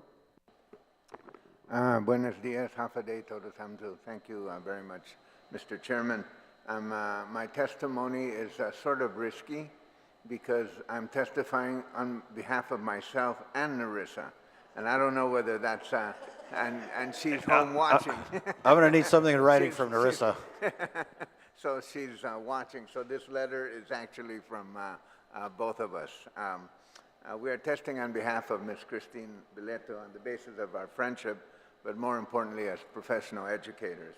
We've had the opportunity to serve as longtime administrators in education, both as superintendent of the Department of Education, as president of the University of Guam. We strongly support the nomination of Ms. Belletto to be a member of the Guam Education Policy Board of Directors. She is being appointed to fill a vacancy for the position representing private business by the Magahaga as Lourdes Leon Guerrero. We've known Ms. Belletto in a variety of circumstances and capacities. We first observed her considerable managerial skills in leading Sanctuary, as Vanji just mentioned. Her commitment to young people in the most difficult circumstances was impressive and helped guide hundreds to more productive and self-sufficient lives. The Department of Education is complex, and given its mission in preparing students for life, promoting excellence, and providing support to the largest group of employees in the government of Guam system. As a board member, the most important function beyond hiring and reviewing the superintendent is the approval and review of the annual budget. Based upon her experience in financial matters in the private and public sectors, she can be an invaluable asset to the board. Over her professional career, she's held a number of highly responsible and extraordinary levels of responsibility. She's served as the Director of Administration, Department of Administration, which should help GDOE ascertain whether fellow officials are providing the most timely and accurate information. But more important than that, she brings a wealth of experience at the highest levels of private sector management. Her positions as CFO for Docomo and Mid-Pacific Liquor indicated not that just she is trusted by many, but that she is herself very trustworthy. Along the way, she found time to run a business as a franchise owner. Similarly, she continued a high level of public service, both on government boards and commissions, as well as for nonprofit organizations. I'm very proud to say she's a proud alumna of the University of Guam, and we know that she's a great supporter of the university. Ms. Baleto is a great role model, and she brings to the board her common sense approach to matters with a healthy dose of financial and managerial acumen. We trust her implicitly to do a great job for the department and, more importantly, for future generations of children. We urge you and other members of the body to confirm her, and we urge you to listen to her when she comes back and testifies on some important matters in front of this body. Thank you very much. Thank you, Nino. Senator Ishizaki. Thank you for taking me out of order, Mr. Chair. Senators, I'm here to support Christine. And Christine is family, and I can't hide that. I've known her since she was a baby. And her grandmother was my father's sister. So there's a rare Ishizaki out there. She doesn't show that name, but she has a long history of success, and I believe she is the first college grad from that branch of the family, and she'll correct me if I'm mistaken. And I've just known her as a child growing up into adulthood, and then she kind of bloomed into these leadership positions. And I used to visit sanctuaries. The only time I visited a sanctuary was when she was running it. And she did a super job there.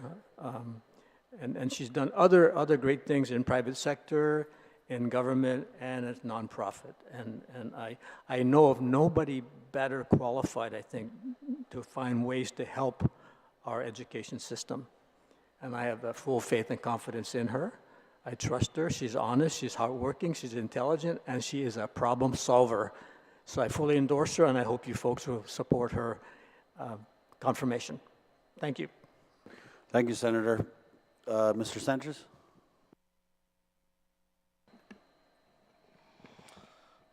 Thank you, Senator. I offer my testimony in support of Ms. Christine Belletto's appointment to the Guam Education Board.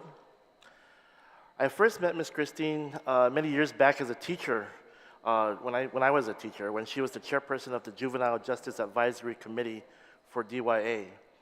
She was the executive director of Sanctuary, and I was one of the representatives from the DOE. During this time, I found her to be incredibly competent, organized, and focused in her work. But most especially, I found her to be passionate in her work with youth and youth organizations. She's always had a special place in her heart for those youth who needed special care and support, sometimes through no fault of their own. This remained consistent throughout her time on the committee and her time at Sanctuary. Though we remained friends throughout the years after she left Sanctuary in 2003, we caught up again when she became director of the Department of Administration. As a deputy of curriculum, I never really had the need to interact directly with the DOE director, except for an 8-month period where I served as acting superintendent. As you can imagine, this was a challenging time, as I suppose it is now. And as usual, the GDOE's financial stability was always in question. During this time, I was able to see firsthand how committed she was to protecting the GDOE and ensuring that we received our full allotment on time. She was always open to my calls, which were almost weekly, and sometimes it felt like more, but she was always willing to explain a situation or offer a strategy to address a matter. I truly appreciate the support she provided us, and in particular me, at that time. Her experience in the nonprofit, government, and private sector will be a huge asset to the GDOE and the Guam Education Board. With her wide-ranging knowledge and skills in finance, organizational management, procurement, and federal grants, she will be a much welcomed resource to the GDOE, who faces a number of challenges in these areas. Throughout the years I've known her, although not an educator herself, she has always taken a special interest in education on Guam, asking about how our system is doing, what challenges we face, and what improvements we are making. And I was just reminded outside that she has a whole bunch of family members who currently work in the system, so we know that she's connected in that regard. Our conversations have always taken us back to her days when she served many of Guam's youth at Sanctuary, and connects it to how we are doing now to serve the many students we have in need, particularly those who live in poverty, those experiencing homelessness, or facing other social challenges. In addition to our conversations about students, I've especially enjoyed listening to her ideas about ways that GDOE might ensure that we are utilizing both local and federal funds more efficiently and effectively by looking towards things like automation for routine and operational tasks, improved performance evaluations for personnel at all levels, and continuous improvement and training on standard operating procedures in areas like procurement, fixed assets, management, and hiring. All of these areas she has extensive experience in.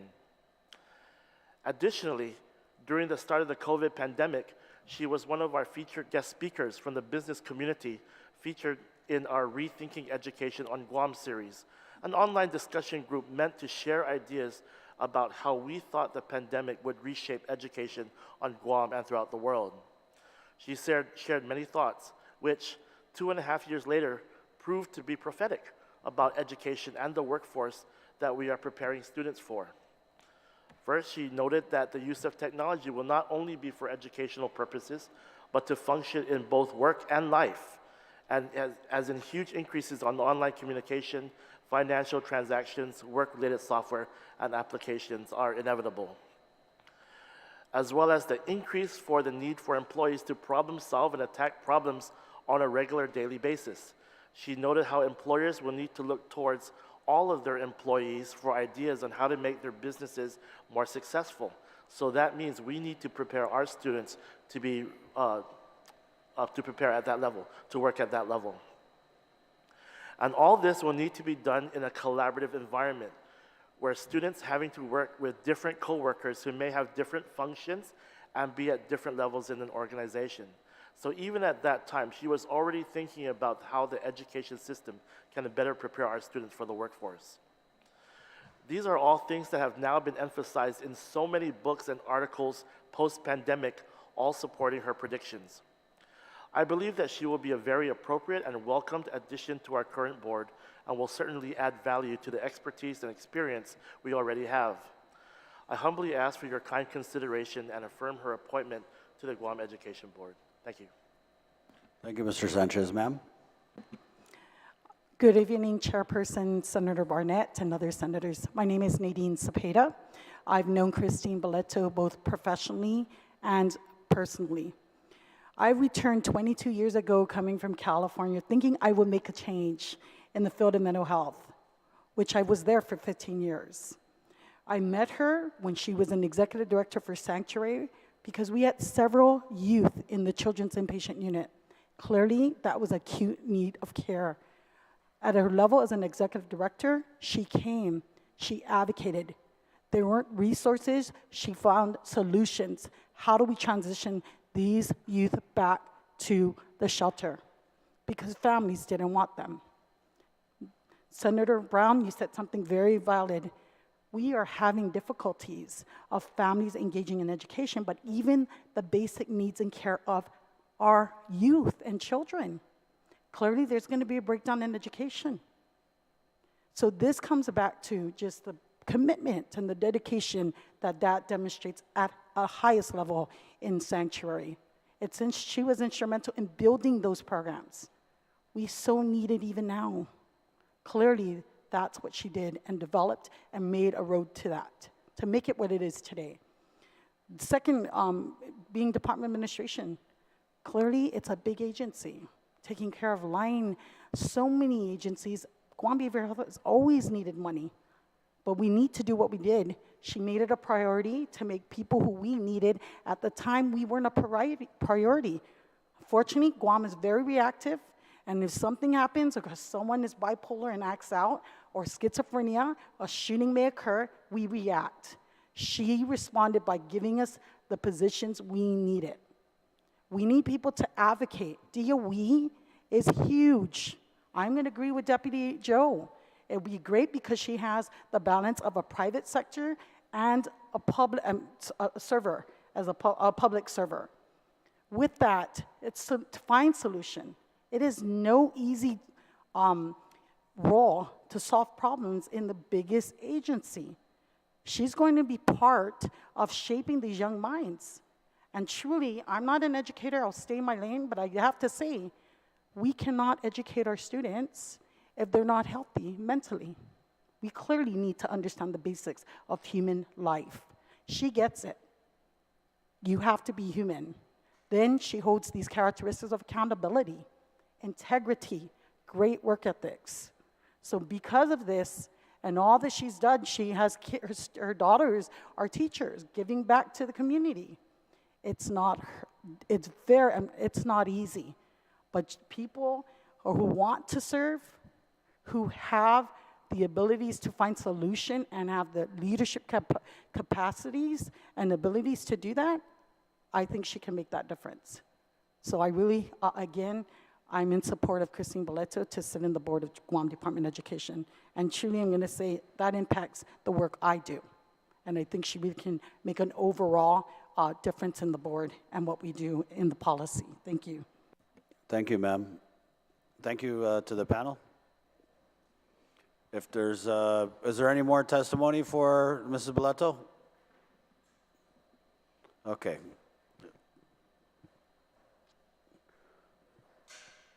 Good morning, Christine. Good morning, Senator.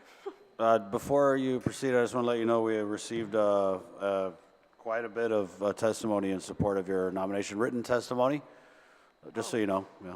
And if you have prepared a statement for opening, you may proceed. Thank you. Yes, thank you, Mr. Chairman. Buenas and Hafade, Mr. Chairman and members of the committee. Thank you for the opportunity to request for your support of my confirmation as a board member of the Guam Department of Education.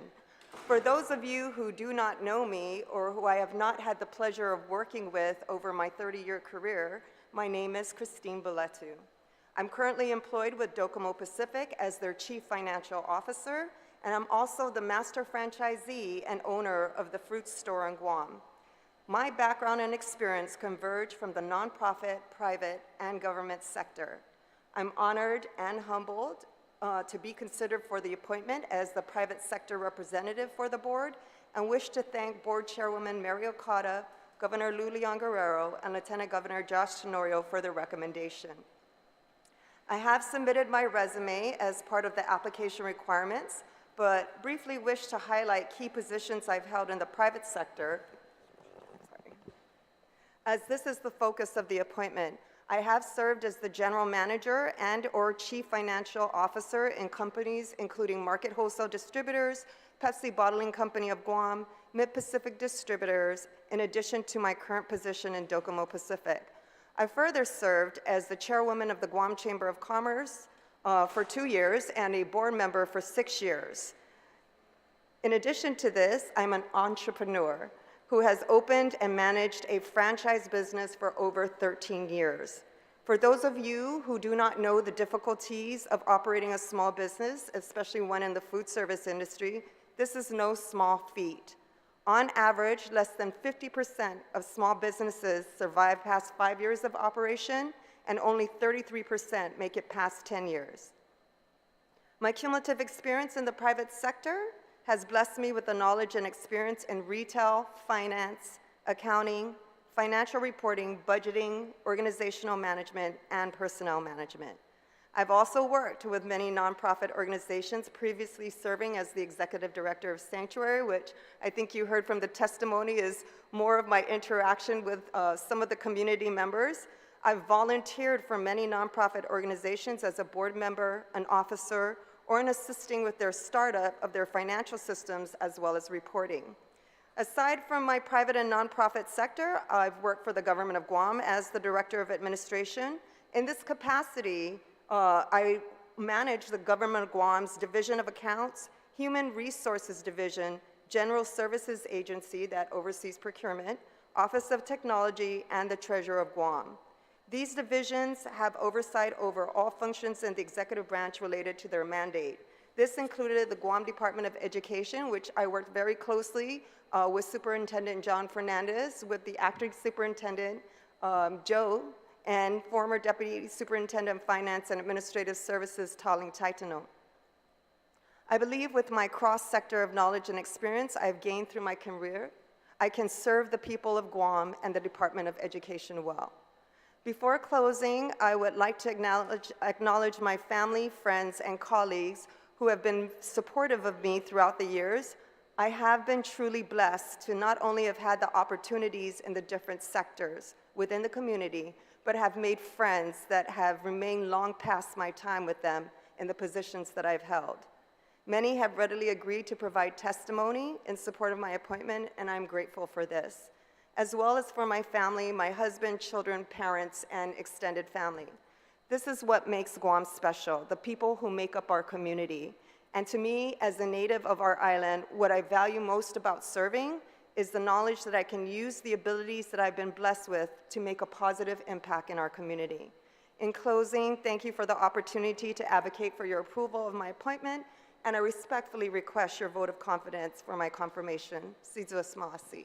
Thank you, Christine. I guess I just wanted to first ask what do you feel the role of the upper level management position in private business representative on the Guam Education Board is? Well, first of all, like when Chairwoman Okada approached me and asked me to consider, she wanted me to focus on the financial side of the board, like providing that review, looking at the budgets, looking at some of the financial reports, and providing my interpretation and opinion on that. But I think it transcends that. As was mentioned, I actually have my 2 daughters who are teachers in the school system. I have my son-in-law who's a teacher, and I have a lot of family members who are also involved, as well as friends. And that's one of the things as a board member, I think we need to hear firsthand from the people that are in the schools, from the students that are in the schools, from the parents in the schools, to understand what are the issues and then be able to provide the support and the direction and guidance, for the management to be able to address these problems. As a private sector representative, I feel that I also can bridge the gap with the private sector in looking at what resources the private sector can bring to help and assist with some of the goals and objectives and in addressing some of the issues that the department has. Thank you for that answer. What do you plan to do to help the Guam Department of Education meet the goals and mandates of Public Law 37-4? Well, with respect to, I understand that's relative to basically the inspections and then coming up with whether these schools pass or fail these inspections relative to the safety and well-being of the students. And so I don't know the specifics of each school and what issues that they have, but I think just overall, my understanding with the availability of federal funding and resources to be able to address those problems, certainly there's, Gov Guam in general has challenges with awarding contracts because of procurement. That's an issue. I know that Senator Perez has passed, or there was public law, I think it's 7, that addresses shortening that time and limiting the protests timeframes so that we can expedite awarding contracts. And I think that has to be a prime focus, because no matter how much money you have, if you're not able to expend it, especially within the timeframes, then we lose the opportunity to address some of the concerns that are raised from these inspections. Thank you for that. Vice Chair, Senator Chris Duenas. Mr. Chairman, and Christine, I'm thrilled that you accepted the nomination. I consider you a mentor. When I first started navigating the choppy waters of Department of Youth Affairs, you were always there for me, and you were always there in terms of, managing the programs and the crossover between status offenders and non-status offenders. So I know your heart is right, and I know you also ran that organization with a lot of integrity and had many successes. And throughout, of course, a lot of other successes have been shown through your resume, and we all know what you've done. I guess my point of contention, and one of the reasons why I'm glad you took this position, is I was very concerned during a lot of the discussion on what we were trying to do for education and the appropriation that this legislature made. There was a lot of back and forth, and I think one thing that I like about your business acumen as well as understanding government and having served at DOA is Department of Education is never going to have enough money. I just think that that's just the truth. Now, there also is accountability for the money they have and what's going forward. The one thing that kind of bothered me, though, is there was a lot of liberties with regard to federal funds, and we were trying to be judicious to restore those funds. So I just want to get your thoughts on really bringing, once again, at this level, since you've described it well, the business aspect of having to manage, DOE, really just putting in that discipline of you use money for other, purposes. You have to replace it and ensure that when we're in a situation where we're in a critical area where we've got to get these things done and we need these resources going out. And one thing I know our chairman's going to do is we're going to heed the call of Department of Education, particularly Frank Cooper Nurse, to say we need a dedicated funding source for maintenance to stop commingling these resources and ensure that it can be relied upon, along with bringing on needed additional staff. But I know there's discussion about contracting and the like, though.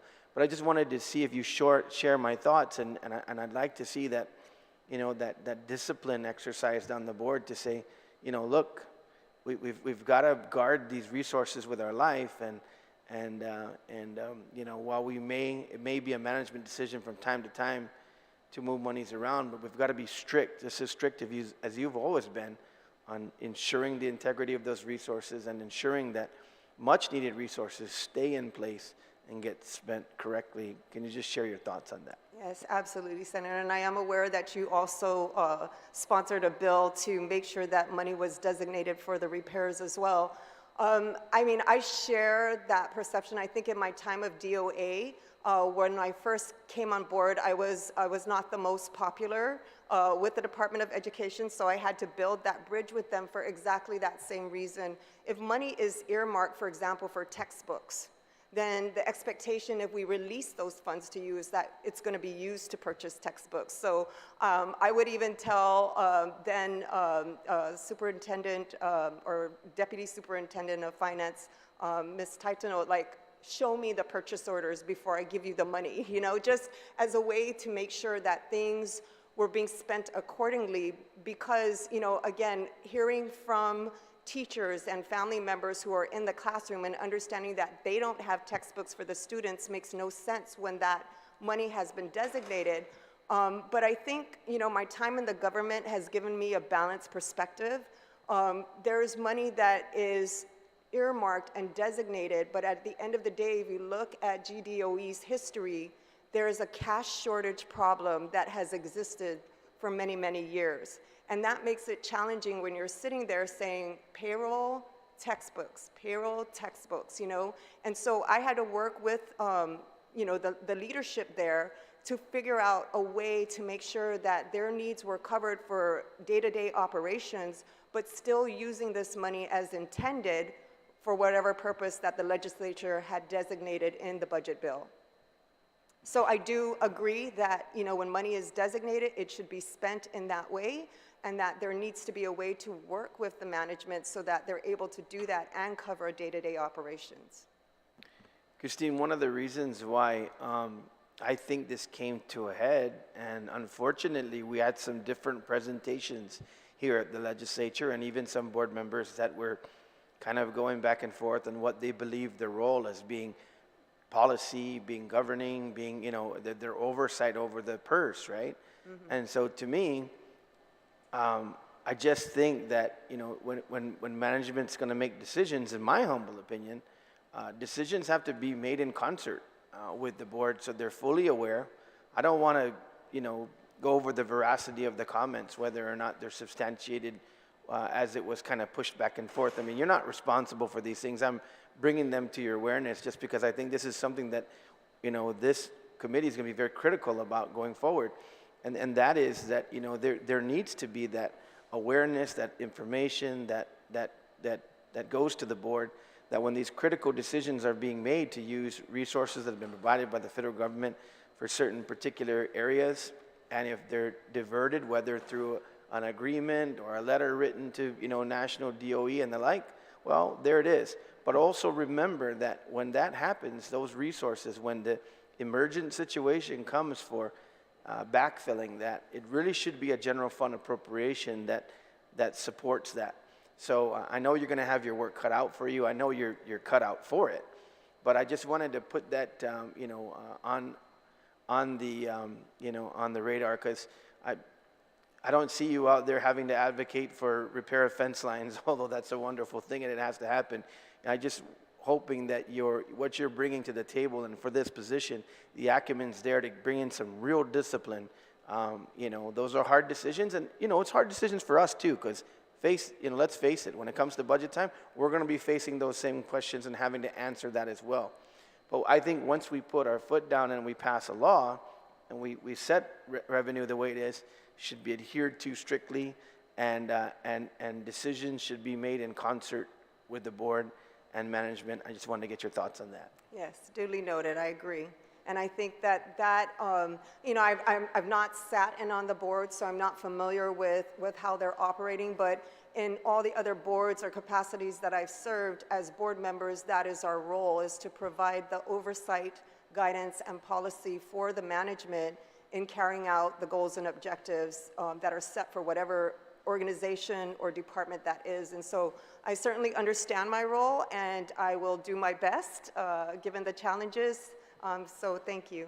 Yeah, and I agree. And I know you're no shrinking violet. I know that you're going to certainly uphold that and live to it. I think that, you know, it's just one of those things to where the board, you know, itself, I mean, they, like I said, I'm not going to rehash, you know, he said, she said, who said.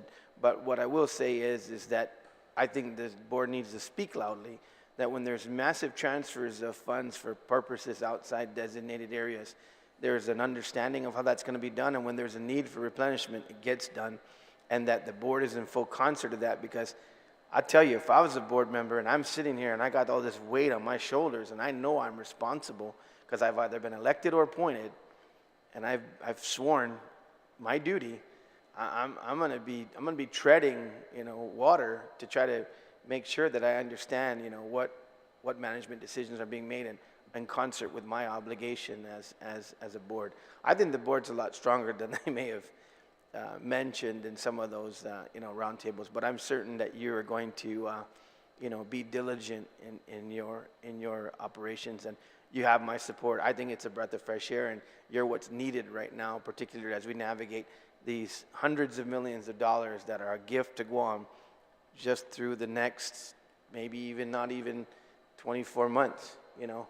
And so time's a ticking, and we've got work to do, and so but I know that you have the backfill of the $20 million to help you out, and I expect that you'll guard that like a hawk. Thank you, Senator. Thank you, Christine, and you certainly have my support. I know that you have the acumen and the integrity to be able to carry this out. Thank you, Mr. Chairman. Thank you. Thank you, Vice. She can't guard the $20 million because they haven't got it yet. Yeah. It's something I followed up on the other day. Yeah, right. Thank you, Vice, for those questions. Senator Titagui? Thank you, Mr. Chair. Good. Are we still in the morning? Good morning, Christine. Just barely. Yeah. It's been a pleasure working with you, no doubt. It's been an even greater pleasure having you as a friend still after we parted ways in the last administration and maintained contact with each other. Greatly appreciate all the help you provided me in the past and hopefully in the future when it comes to information. Because you know I'm a person like yourself who really thrives on getting the information and get it correctly. You know, so, and that's why I'm really happy that Joe Sanchez is here, you know, testifying on your behalf, because if there's anyone at DOE who's always answered my calls, always provided the information I needed, you know, for this body and with total transparency is Joe Sanchez. So, you know, for him to be here to testify in your favor, it says so much. Of course, and the stack of people who've testified on your behavior, on your confirmation, IAG, it was a lot, yeah. But with no reservations about your ability to sit in this position. I do have a question, though, with regards to who you're replacing. It says here that the unexpired term of Dr. Ronald McNitch. So he hasn't expired, so what you're doing is you'll be replacing him. So I'm not entirely sure about that. As I mentioned, Chairwoman Okada approached me and advised me of a need that she felt was on the board, and then the governor called me and asked me to serve. I wasn't familiar that there was even a, what is the private, upper management, private, oh yeah, represent, like this. The title. Yeah, I mean, normally on boards, you're just a board member, right? So I didn't realize, I had not been intimately familiar with the composition of the Board of Education at that time. And so I wasn't aware it was replacing somebody. I just assumed that it was an appointment that was under the purview of the governor. So that means you haven't had an opportunity to talk to Mr. McNitch since you're unaware that you are replacing him? Yeah. Because his term is not up until February of 2024. So, you know, he's done a lot of great work. He's been very transparent, open to answering our calls as well, which I have no doubt that you will do the same. But I recommend that you do get a hold of Dr. McNitch, you know, and talk to him and see what his perspective is, you know, to help you in this position, because I have no doubt that you will be confirmed. Certainly, Senator. He was a former professor of mine as I was pursuing my master's, so I do have a relationship. Yes, okay. That's yes, good. So I'll be able to call him. That's very good. I really greatly appreciate that. And you know, really, with our funding, it seems we're not always getting the correct answers when they sit in front of us to try and give an explanation as to where all this funding is going to. And I know that you can actually put this on a clear, you know, readable, understandable, you know, spreadsheet for us non-accountants here to understand exactly where this ARP fund is going, the timelines, and placed in something that's very readable and transparent. I can't tell you how much times I could use transparency, and drive it into people's head, but then, you know, they never provide us that information. I know you will. I've seen the work you've done. I've seen you under pressure, and this definitely is a board that's going to have a lot of pressure, especially moving forward, because we can't seem to agree on how much money DOE has.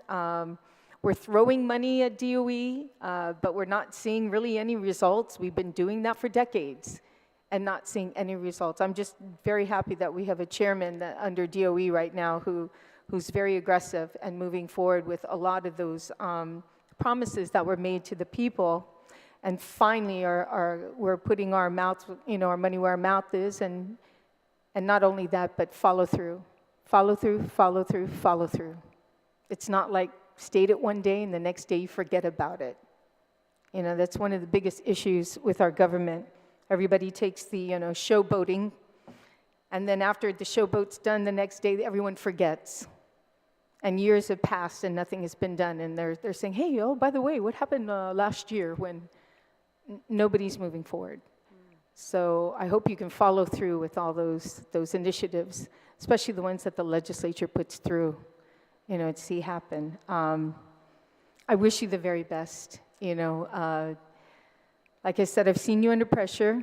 This might not be a DOE DOA appointment, but it sure has that same kind of pressure. And you know what that was like. Yeah.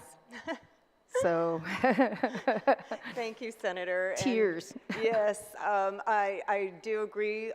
Chairwoman Okada is a very aggressive person, and she's very detailed and does follow through. So I think that we could work well as a team to try to address some of these long-standing issues.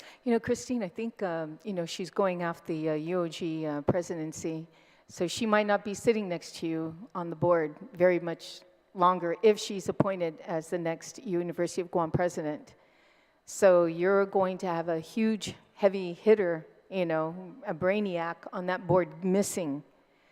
So that's what I mean about pressure that's going to be placed on you, because you have the financial, background, as well as a solution maker. So you have all those in place, and so that's where the pressure is going to happen. Try not to be scared here. But I'm sure you're going to do a great job. I wish you the very best. My door's always open if you need anything at all, okay? And good luck. It's going to be tough. Thank you. Okay. Thank you, Mr. Chair. Thank you, Senator Taidui. Senator Brown? Thank you very much, Mr. Chairman. Certainly good morning. So good morning to you, Christine Belletto, and to your family as well. I see your parents, your daughter, your grandson, your husband. And uncle. Very impressive, yes, a total impressive presence. And I think that, I always look at it that who we are building blocks of the people that have made us who we are. And, I see all those important building blocks in your foundation that are here today to support you. You and I first met when you were in my previous legislative life, when you were the executive director of Sanctuary. And look at you now. I mean, look at all that you've accomplished. Then I looked through, very impressive resumes, how many pages, and I was looking. I know I worked with this lady once before, and I worked for her, and it's just this little blurb, in this micro print, because you have so much credentials that it has to be such small print, I can barely read it. But impressive, and you were my first board at the Port Authority of Guam.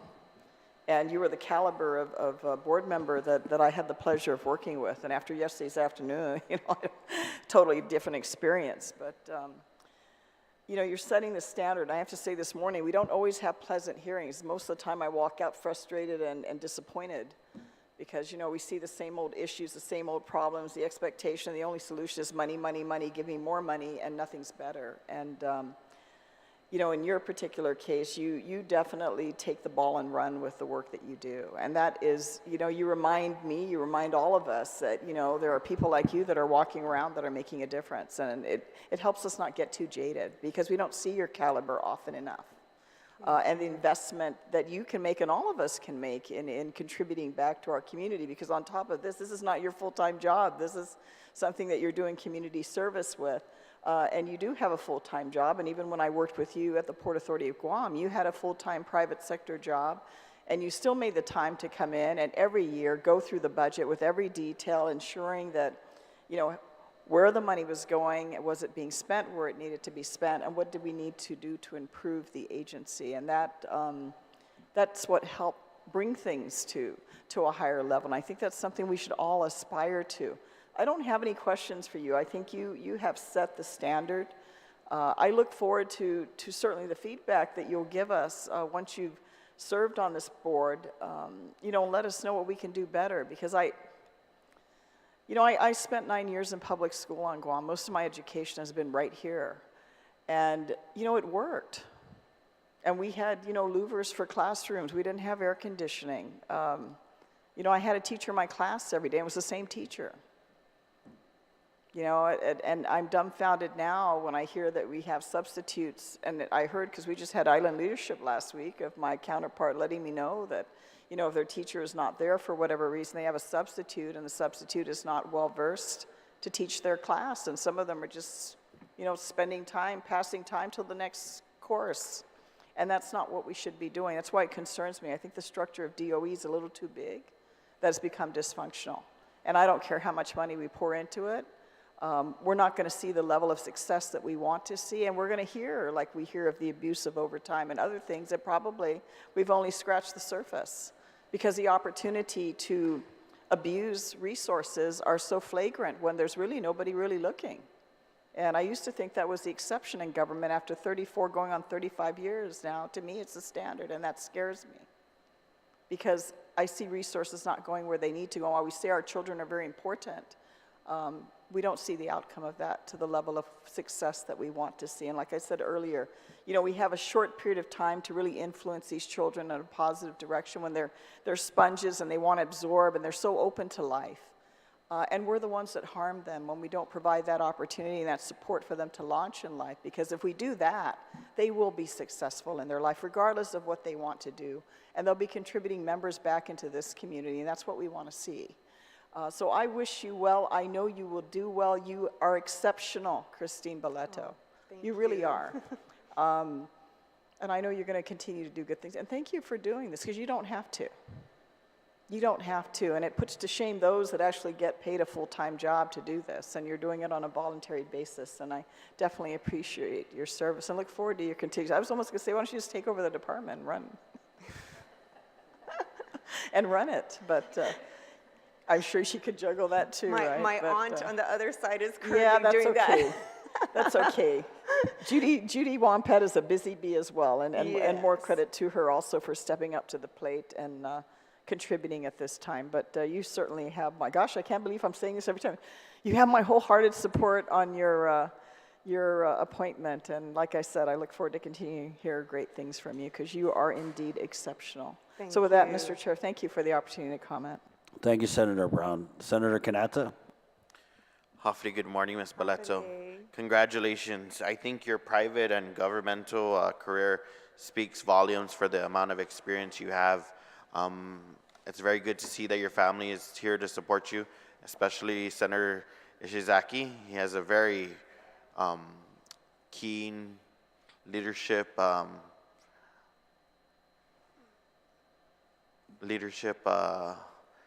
sorry, lost the words. But, you know, he's been at many places that no one's really wanted to serve, and he's shown that he can take care of those things. And I'm sure that you, with your husband supporting you, will not have much challenges. And I wish you all the best, and thank you for your public service, and have a great day, and God bless. Thank you. Thank you, Senator Kanata. Christine, I just have to also echo the sentiments of the overwhelming amount of testimony we had, which, you know, basically everyone said you're overqualified. I was looking at your resume, a little voice inside my head was like, why are you doing this? But I thank you for returning to public service. And I definitely think you're going to bring a wealth of experience and knowledge. I mean, just your tenure at DOA, I think is going to be very, your experience as the Director of Department of Administration is going to be very valuable. Lord knows GDOE is having some issues with Department of Administration right now, so maybe when you get in there, you could, you know, DOA director to DOA director to kind of push things through. So, yeah, again, you have my support, of course, and the support of many people who have provided positive testimony for your appointment. So, is there anything else? All right, I think we are good. I don't know. I'm sorry, it wasn't as exciting as yesterday's hearing. Yeah. You have my support. Thank you.